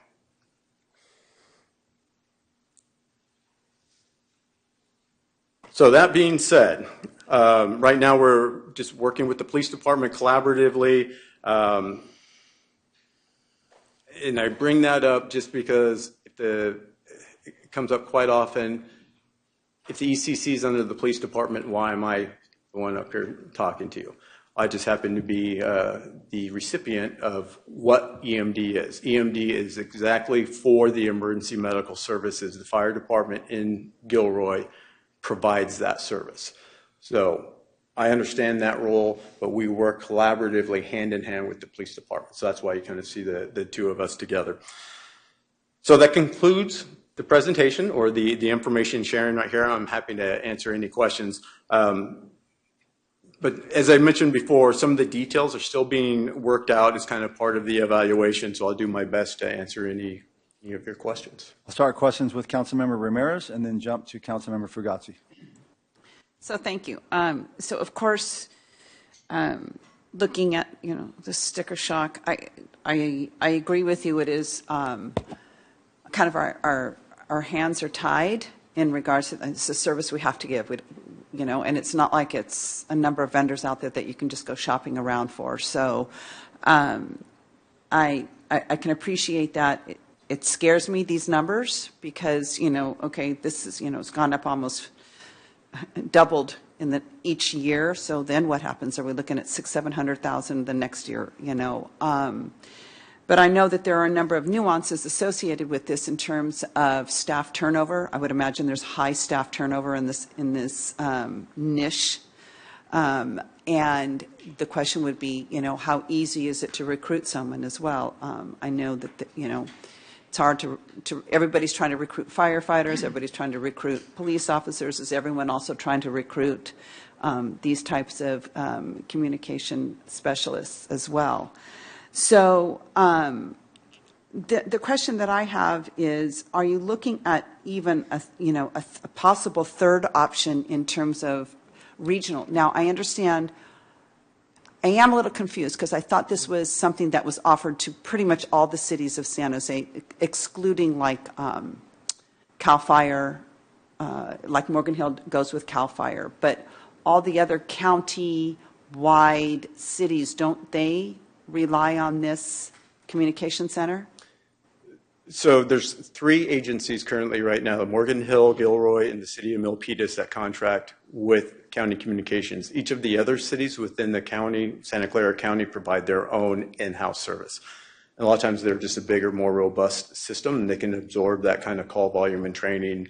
So the ones that are parallel to us, those other, like I mentioned, Morgan Hill, Milpitas, are similar to us. So historically, it has just been cost feasible to contract with county communications for the service. So there would be no other cost saving if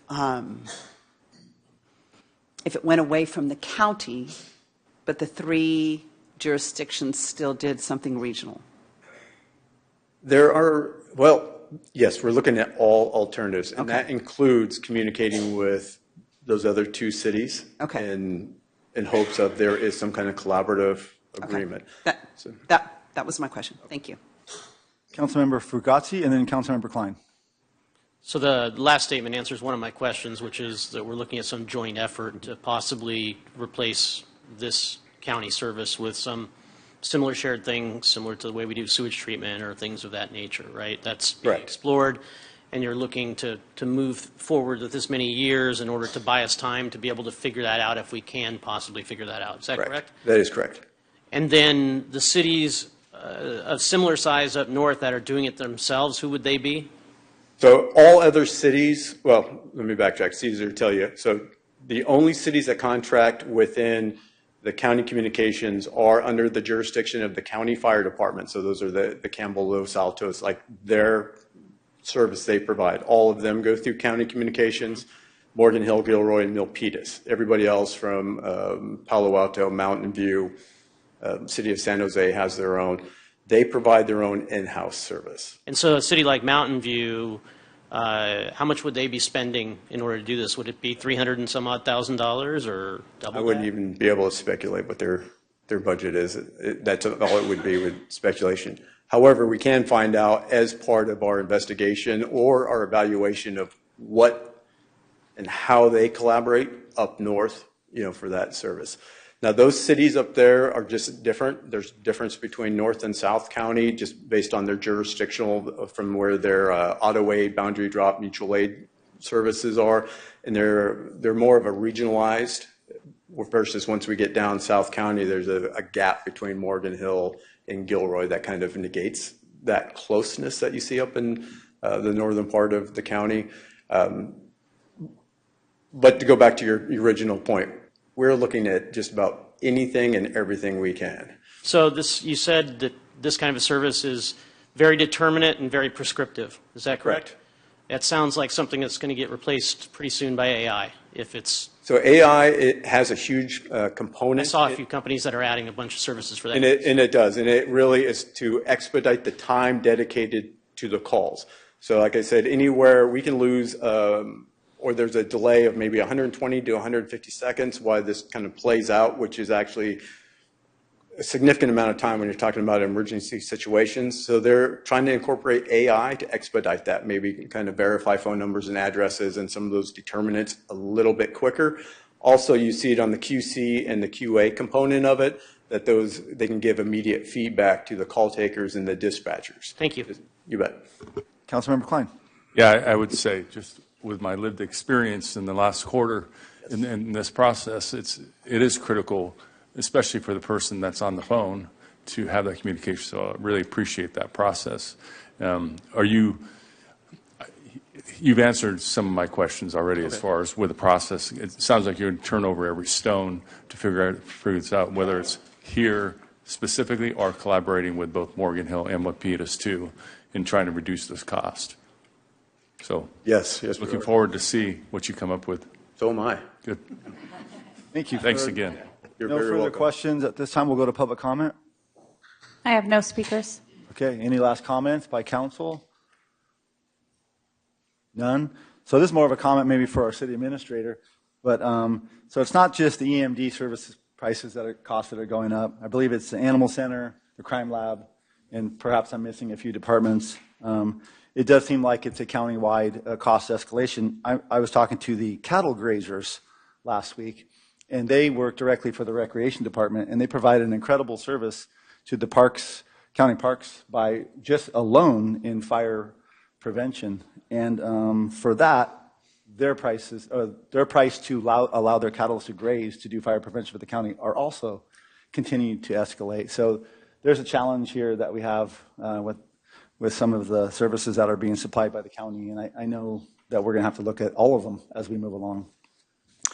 So with that being said, I will entertain a motion to approve a 2-year agreement with Santa Clara County Communications Department for emergency medical dispatch services in the amount of $170,256 in fiscal year 27 and $329,803 in fiscal year 28, and authorize the city administrator to execute the contract and associated documents. So moved. A motion by Councilmember Klein. I need some help. And a second by Councilmember Marks. Roll call, please. Councilmember Bracco? Councilmember Klein? Yes. Councilmember Fugazi? Yes. Councilmember Hilton? Aye. Councilmember Marks? Yes. Councilmember Ramirez? Yes. Mayor Bozo? Yes. Motion passes 7-0. Thank you, Chief. Moving on to number 10, introduction of new business. 10.1, approve the establishment of a City Council Homelessness Ad Hoc Subcommittee and appoint up to 3 City Council members to serve on the subcommittee and provide direction on the home-based proposal and option. I believe Matt is going to report on that since Sharon is out sick. Thank you, Mayor. The city received a proposal from Homebase, funded by Destination Home, to provide for a series of meetings to facilitate a conversation about strategies around the unhoused and how to proceed from the city's perspective in addressing the unhoused into the future. This is funding that does not require a match. It's fully funded outside of the city.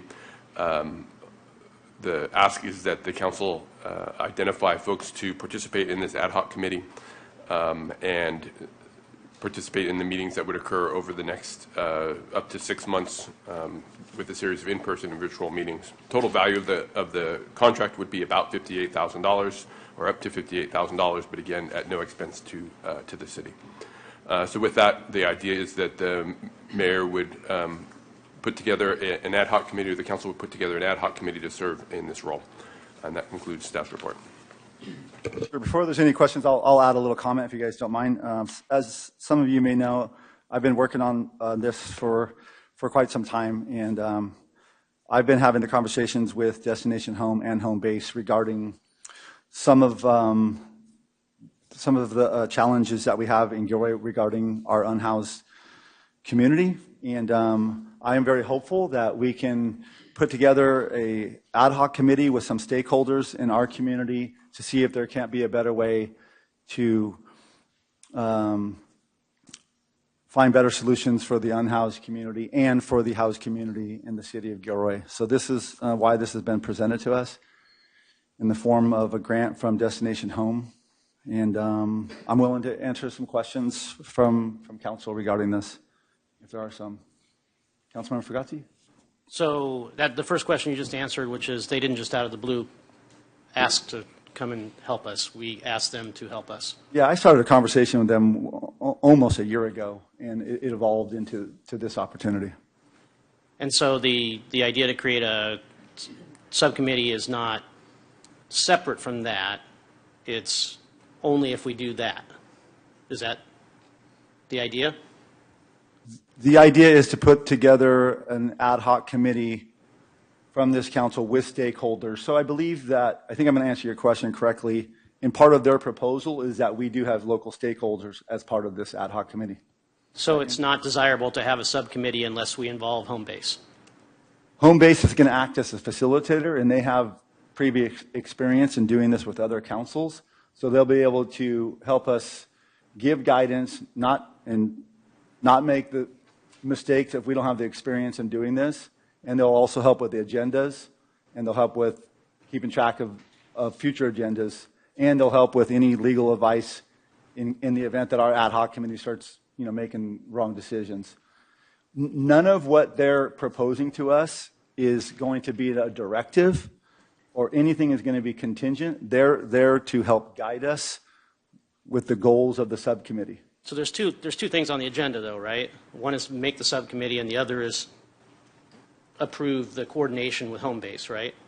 They're two separate Correct. things, right? Yeah. So what you're saying is you don't want the one without the other. Correct. Okay. So even if a council member thought it was a good idea to have a subcommittee on homelessness, no subcommittee unless we also do the Homebase thing. I felt it seems to me that it would be beneficial from having an organization that has experience in doing this before, so when we have a ad hoc committee that we would have guidance. Okay, well, I'll leave it in that until it's comment time. Sure. Questions. Councilmember Ramirez? I would just like to advocate that in number 2, it says proceed with the home-based proposal and option of facilitation of 6 monthly meetings with 4 virtual and 2 in person. If this is approved and we do go down this route, I would like to, I know that in the packet and in the proposal, there was a second option to expedite that and have, instead of monthly meetings, 2 per month, cutting it into 3 months. I realize that there would be more impact on staff from that, but I would like to be able to get this, I don't want this drawn out for 6 months. I'd rather have this, let's get it done, and with then allowing some flexibility and grace to staff in knowing that there's going to be more impact on them. Sure. Additional comments or questions? Yeah, one more question. Did I read it right that it's 6 meetings and they're getting paid $7,000 per meeting? Is that how it was written? I think if you do it by each meeting, I do believe they also have a narrative in there about preparation and final reports. But they're like 2-hour meetings, right? Isn't that what it said? Correct. Okay, because we didn't have a presentation for the public, so I wanted to make sure the public, if you didn't read the packet, understood that. Thank you. Councilmember Klein? Yeah, I forgot what I was going to say. Excuse me. Right. Got thought, listen to him. But I like the idea of this, and I think trying to come up with something. This gives you some structure. Plus, cost-wise, we're not paying anything. What burden is there on staff in terms of cost in their time? Just the 2 hours of the meeting, or how much staff would be involved with this? We don't know for sure. Obviously, it's the duration of the meeting would be the main staff burden. And then beyond that, if there's deliverables in between that staff needs to provide, there might be some additional work. We don't expect it to be, we're not planning on it to be significant a body of work.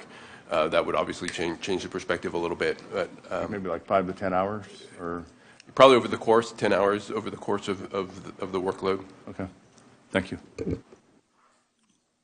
Additional comments? Okay, I'll go to public comment. One more question. So staff are going to go to these meetings, right? Yes. Okay. And so if we go with the option that is option 6 meetings, that's 12 hours at least for staff just to attend meetings, not entertain questions from the rest of the council on anything that comes up. Yeah, I think I was referencing the time in between meetings to be able to support the discussion. Okay. All right. Thank you. Thank you. Okay, I'll move to public comment. Thank you. I have 4 speakers, Ron Kirkish, followed by Joanne Fierro, Anne Marie McCulley, and then Jan Chargen. Good evening, Mayor, Council, City Manager, City Attorney, and community at large. I'm not for this. When I first read it, I thought maybe this is what we were considering to be the end goal for the project, Camp Hope, and that this would be, knowing that after 90 days, there would not be a successful conclusion, and that this is what we're going to use to continue on this project or this process. I look at this in a jaundiced eye, and the reason why is I know this is the good intention, Mayor, but the road to hell is paved with good intentions. And I believe this is also a Pandora's box, and that we're about to open. The intentions. So what is this subcommittee assigned to do? Is it going to insist that the homeless look for work? No. Is it going to insist that drug addicts go to rehab? No. Is it going to insist that mentally ill go get treatment? No. Will it prohibit drug use in camps and police it? No. So what will it do? The Homeless Subcommittee will insist that Gilroy establishes more Camp Hopes within our city's jurisdiction. And that's what we were concerned about last time, I believe. And as a pull factor, more homeless will begin to migrate to Gilroy, causing the committee to establish even more Camp Hopes sites across our city that already has the highest per capita number of homeless in the entire nation. So again, I'll say, the road to hell is paved with good intentions, and we don't need a committee that will make Gilroy's homeless problem even worse. Thank you. Next speaker is Joanne Fierro, please. Good evening, Mayor, City Council members. I've been a resident here for 30 years. We've been fighting this problem all that time, and all that happens is we keep getting more and more people living in the streets. 2019, the census had them at 600, 700. We're over 1,000 in Gilroy. Our per capita is way higher than San Jose. We are not doing the right things. These people are experts. They know. They've been working on this for years. They were established in 2009 for Destination Home. I think their guidance would be really helpful. I would love it if we had 3 representatives at these meetings and that we would come out with a plan, an actual policy that would work to take people off the streets. Now, it isn't just housing the ones that are there.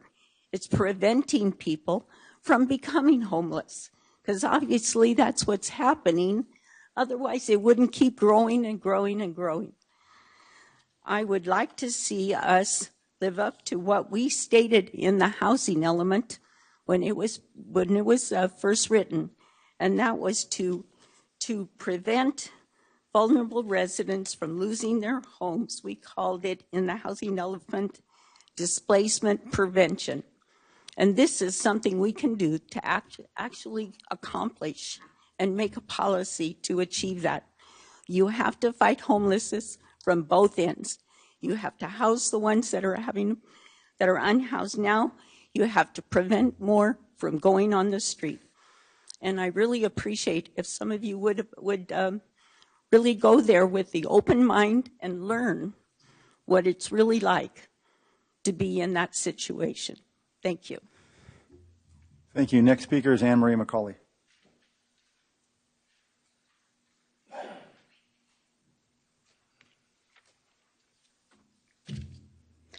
I am the South County representative for Mothers Against Drug Addiction and Deaths. We actively fight for services that focus on long-term recovery and in no way enable drug use.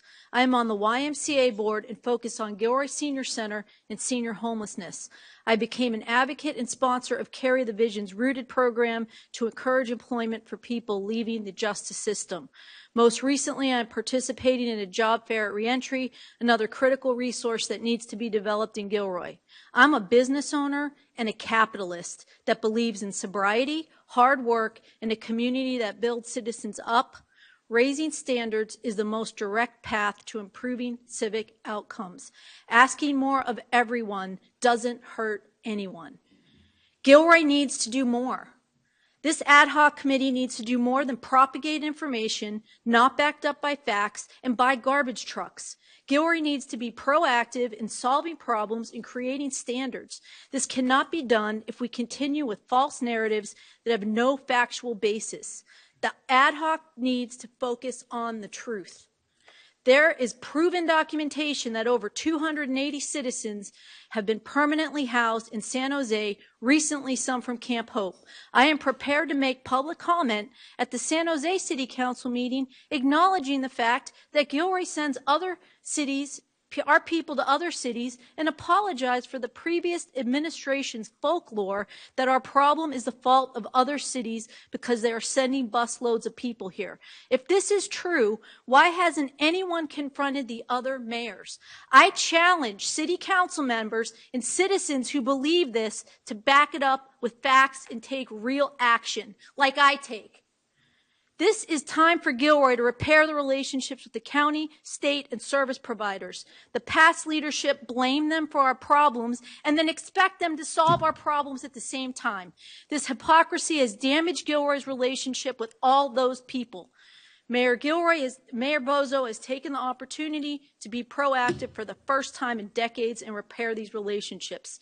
Councilmember Kelly Ramirez has earnestly put herself out there to understand the facts and is committed to sticking by them. Both of these leaders and myself are nonpartisan and genuinely want to make our city safe and prosperous. This ad hoc has the opportunity to leave shame, blame, hypocrisy, and Ron Kirkish's opinions in the past and redefine Gilroy with the facts that lead to action, real solutions, and respect. Thank you. Moving on to the next speaker, Jan Burstein-Chargan. Thank you, Mayor and Council, for considering this. It's a good idea. The reason it's a good idea is because we need a structured forum to have these discussions. Coming up here in 3 minutes is great, but we need to be able to have longer and substantial conversations that bring in the stakeholders and that bring in the council members. And I served on the board of directors of Destination Home for 10 years. I just rolled off the board in December.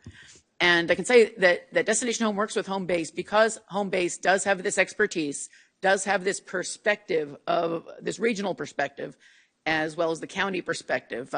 Anne Marie is right.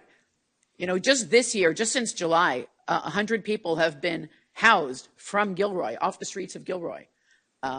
You know, thanks to working within these systems. Home Base understands these systems and also understands why of those 100, 90 are in San Jose, not here in Gilroy where they have their family and their homes, and a lot of people come down and visit. It's a good idea, and it's not going to cost the city anything. Destination Home and Home Base have a relationship. Home Base has the expertise. And, you know, yes, we can find a local facilitator, but we can't find a local facilitator with the regional knowledge, with the regional contacts, with the ability to just go back to their office and pull the plans from all the other cities and from the county and stick the whole, and they already have the spreadsheets. They'll be able to bring a lot of great information and great data to this council to help you make the decisions, because a task force doesn't make the decisions. A task force makes recommendations. So there's no need to fear that the task force is going to do things that the council doesn't want done, because they won't have that opportunity. They're only going to be making recommendations to council, but it's going to help council make better decisions. You know, and the last ad hoc task force brought us our quality of life officers, and I have to say that, you know, they're good. That's actually a good thing. So a task force can bring forward different ideas. I was not as sold as on the dump truck, but the quality of life officers are working, and we absolutely need substantive spaces to have these conversations. We need to be able to drill down in depth more than we can do at a council meeting. And let's bring it, you know, let's bring it in, and let's bring in the community stakeholders and make decisions based upon the best data and the best information and the full context of the county and the region that we're operating in. So thank you very much for considering this. Thank you. I have no further speakers. Okay, thank you. Bring it back to council for comments or questions. Go ahead, Councilmember Fugazzi. Absolutely think it's a great idea to have an ad hoc committee on this. I can't support Home Base. It's a housing first failed strategy in the state of California of billions of dollars. $7,000 per meeting. I know it's not our money, but it's our money. It's somebody's money that's sitting in this room. And if you want to talk about prevention or housing, displacement and funds and money to go to things like that, it seems like a complete travesty to spend $7,000 per 2-hour meeting. And I can't get behind that.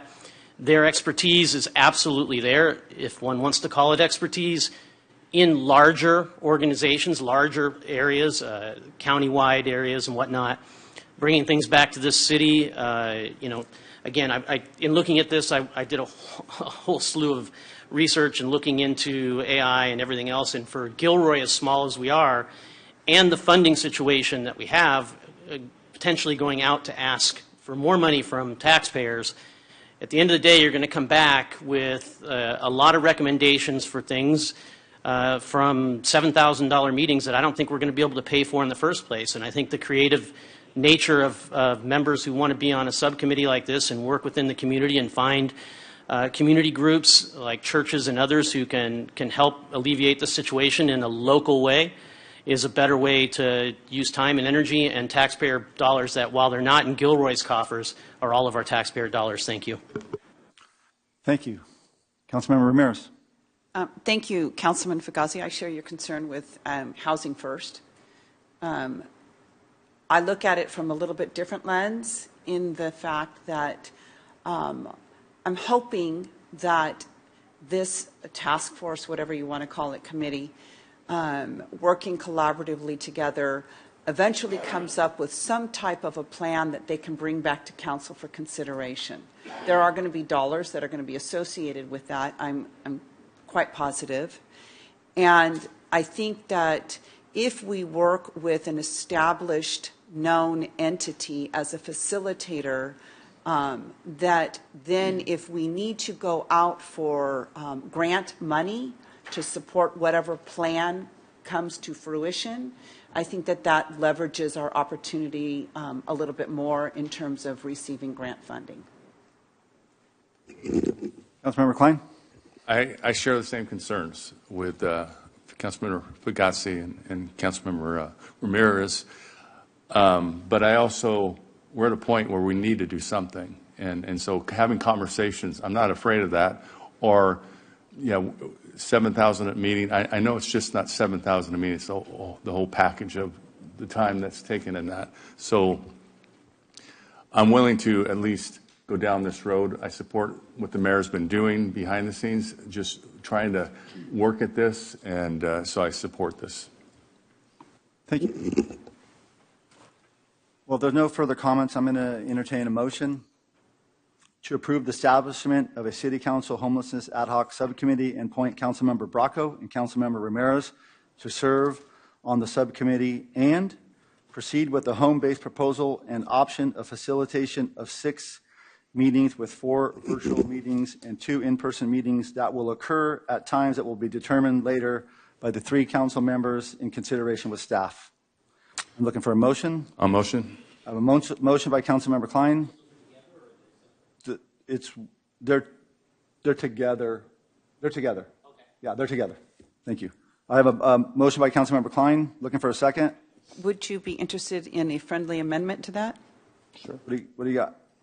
Instead of 6 monthly meetings, do 6 bi-monthly meetings so that it's a 3-month timeline instead of a 6-month timeline. Well, that's why I left the door open. That's why I said that will occur at times that will be determined later by the 3 council members from the ad hoc in consideration with staff. I want to leave that door open. Oh, okay. Okay. So I have a motion by Councilmember Klein, and looking for a second. Second. I have a second by Councilmember Bracco. Roll call, please. Councilmember Bracco? Yes. Councilmember Klein? Yes. Councilmember Fugazi? No. Councilmember Hilton? Aye. Councilmember Marks? Yes. Councilmember Ramirez? Yes. Mayor Bozo? Yes. Motion passes 6-1. Thank you very much. Let's go ahead and take a quick break, and we'll be back for item number 11.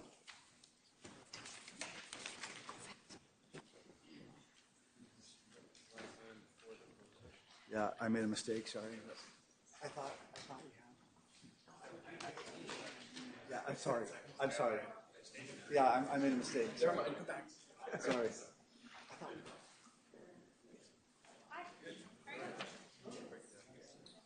Sorry about that, Zach. You had the bet on the 8:30. I had 8:30. I said 8:30.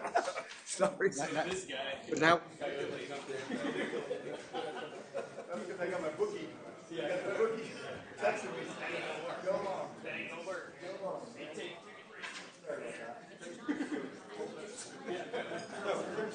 Go get lost. Yeah, exactly.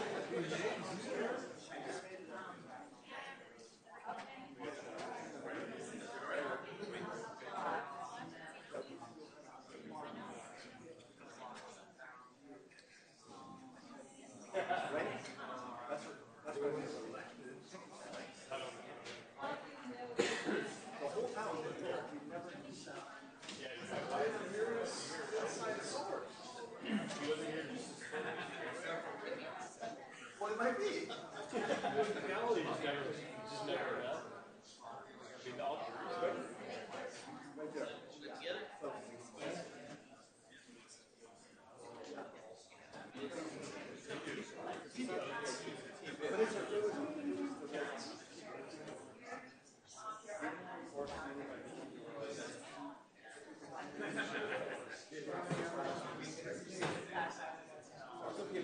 You're ready to roll.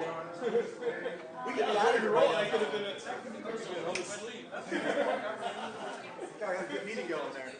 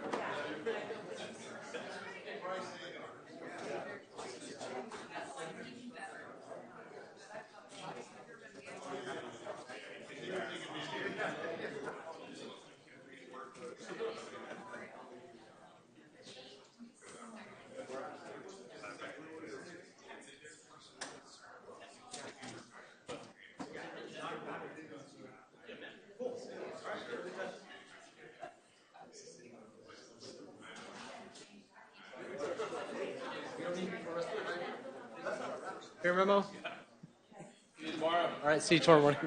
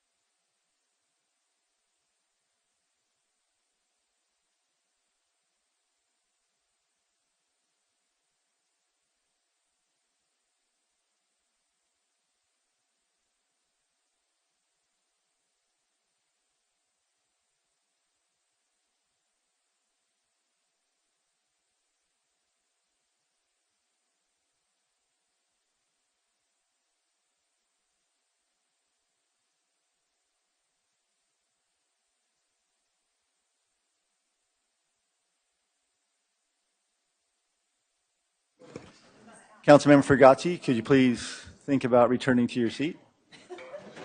Thank you very much. Yes, That's what you're waiting for.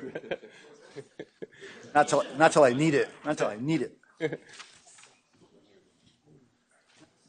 All right. Sorry. Before we move on to item number 11, I want to clarify one thing back from item number 10.1. During the report of the city administrator, there was some talk that this subcommittee would be, that I, as the mayor, would be on that subcommittee, but I did not mention that in the motion when I mentioned Bracco and Ramirez. So just to clarify that I do plan on being part of that subcommittee. Moving on to item number 11, future council-initiated items. Request to consider amending City Zoning Code Section 30.41.31 regarding performance standards for commercial industrial noise impacting residential zone properties. Fair memo by Councilmember Hilton. Take it away. Thank you. So I'm requesting to place City Code Chapter 30 Zoning Ordinance Section 41 Performance Standards Noise on a future agenda with possible action to amend the code by ordinance with the goal of providing clear objective standards when it comes to commercial and industrial noise impacting residential zone properties. I'm proposing two separate code changes, as you can see in my fair memo. We will continue to develop more residential units that are mixed use and near existing commercial and industrial developments. These are objective standards that we can put in place to make it clear what noises are allowed and what noises are limited in commercial and industrial noise impacting residential zone properties. And I'm happy to answer any clarifying questions. Any clarifying questions for Councilmember Hilton? I have one, and I don't know if it's going to be considered discussion, but we're not having discussion tonight. Right. About I this. guess my question though is, what kind of noises are you thinking about that you would eliminate because of housing would be with commercial? That was, I was unclear about that when I read it.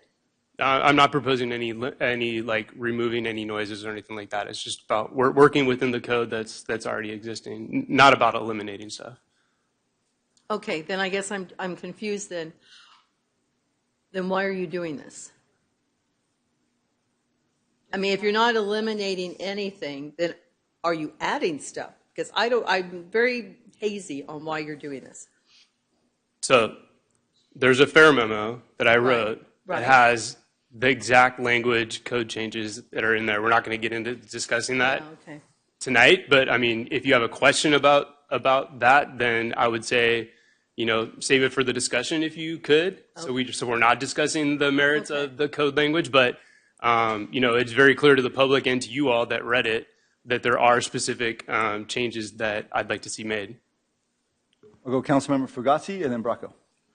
What makes this time sensitive now that this should be calendared in the upcoming months or whenever it would end up coming? What's the impetus for making this happen now? So when I first got elected, I brought forward changes to the noise ordinance, and at that time we were planning on working on the zoning code, updates. Like it was supposed to happen that year, 2021, and just following the general plan update, and we've never successfully gone through and done anything like that. We've just sort of piecemealed different code changes. There's two different community groups I was working with back then, and it was like, oh, well, we'll roll it into the zoning ordinance, and I've been waiting for 6 years for us to update that. So there is no urgency that this needs to get done tomorrow, but I can tell you that we're already, we already planned for mixed use. We already have mixed use. And so the urgency in my office's opinion and with some of the community members I'm working with, this is long overdue. And so hopefully that answers your question. Councilmember Bracco. Are you talking about like residential button up against industrial? And mixed use. Yeah, where you've got residential over commercial. So right. The residential could move in and then regulate. Okay, I got what you're trying to do. Any further questions at this point? Move to public comment. I have no speakers. Okay. Any other questions or comments for Councilmember Hilton? No. Okay. I'll go ahead and entertain the motion to council to consider a future agenda item directing staff to amend zoning code section 30.14.31. Well, My Sorry, we changed it. city attorney to my right said that we'll be voting on this. Yeah, I suggest that. They did that last time, too. I suggest we have an actual vote, and Yeah, the they vote did is that last whether or time. not to bring this back in front of the council for future discussion, of course. So I'm looking for some help here. Councilmember, you guys spoke, so I thought you were going to make a motion. Are you Oh, yeah, all motion, sorry. I have a motion by Councilmember Hilton. I'll second. Okay, I have a second by Councilmember Ramirez. Roll call, please. Councilmember Bracco? No. Councilmember Klein? Yes. Councilmember Fugazi? No. Councilmember Hilton? Aye. Councilmember Marks? No. Councilmember Ramirez? Yes. Mayor Bozo? Yes, motion passes 4-3. Thank you very much. Moving on to item number 12, City Administrator's Report. Thank you, Mayor. Over the last week, I've had opportunity to attend several events, many of which were mentioned tonight, including the plant sale at the Miller Red Barn. It's a great opportunity to see the inside of the barn and the activity of the community, as well as the compost giveaway, which was extremely popular with a large number of cars that were out there loading up compost for their gardens. And then also the wine walk in the afternoon. Great weekend of events in Gilroy.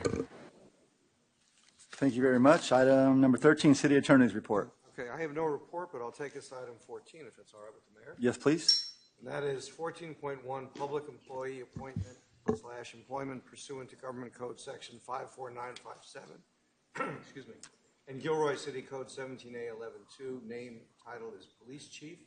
So the appropriate thing now to do is to ask for any public comment. I have no speakers. If no public comment, then council may adjourn to executive closed session, and the first item in closed session will be to vote whether or not to stay in closed session, and that vote is a reportable action. Thank you very much. Yes, we're adjourning to closed session. Adjourning to closed session.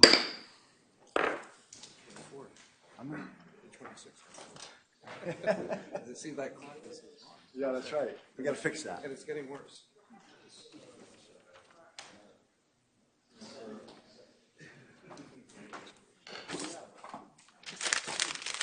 No, I don't want it.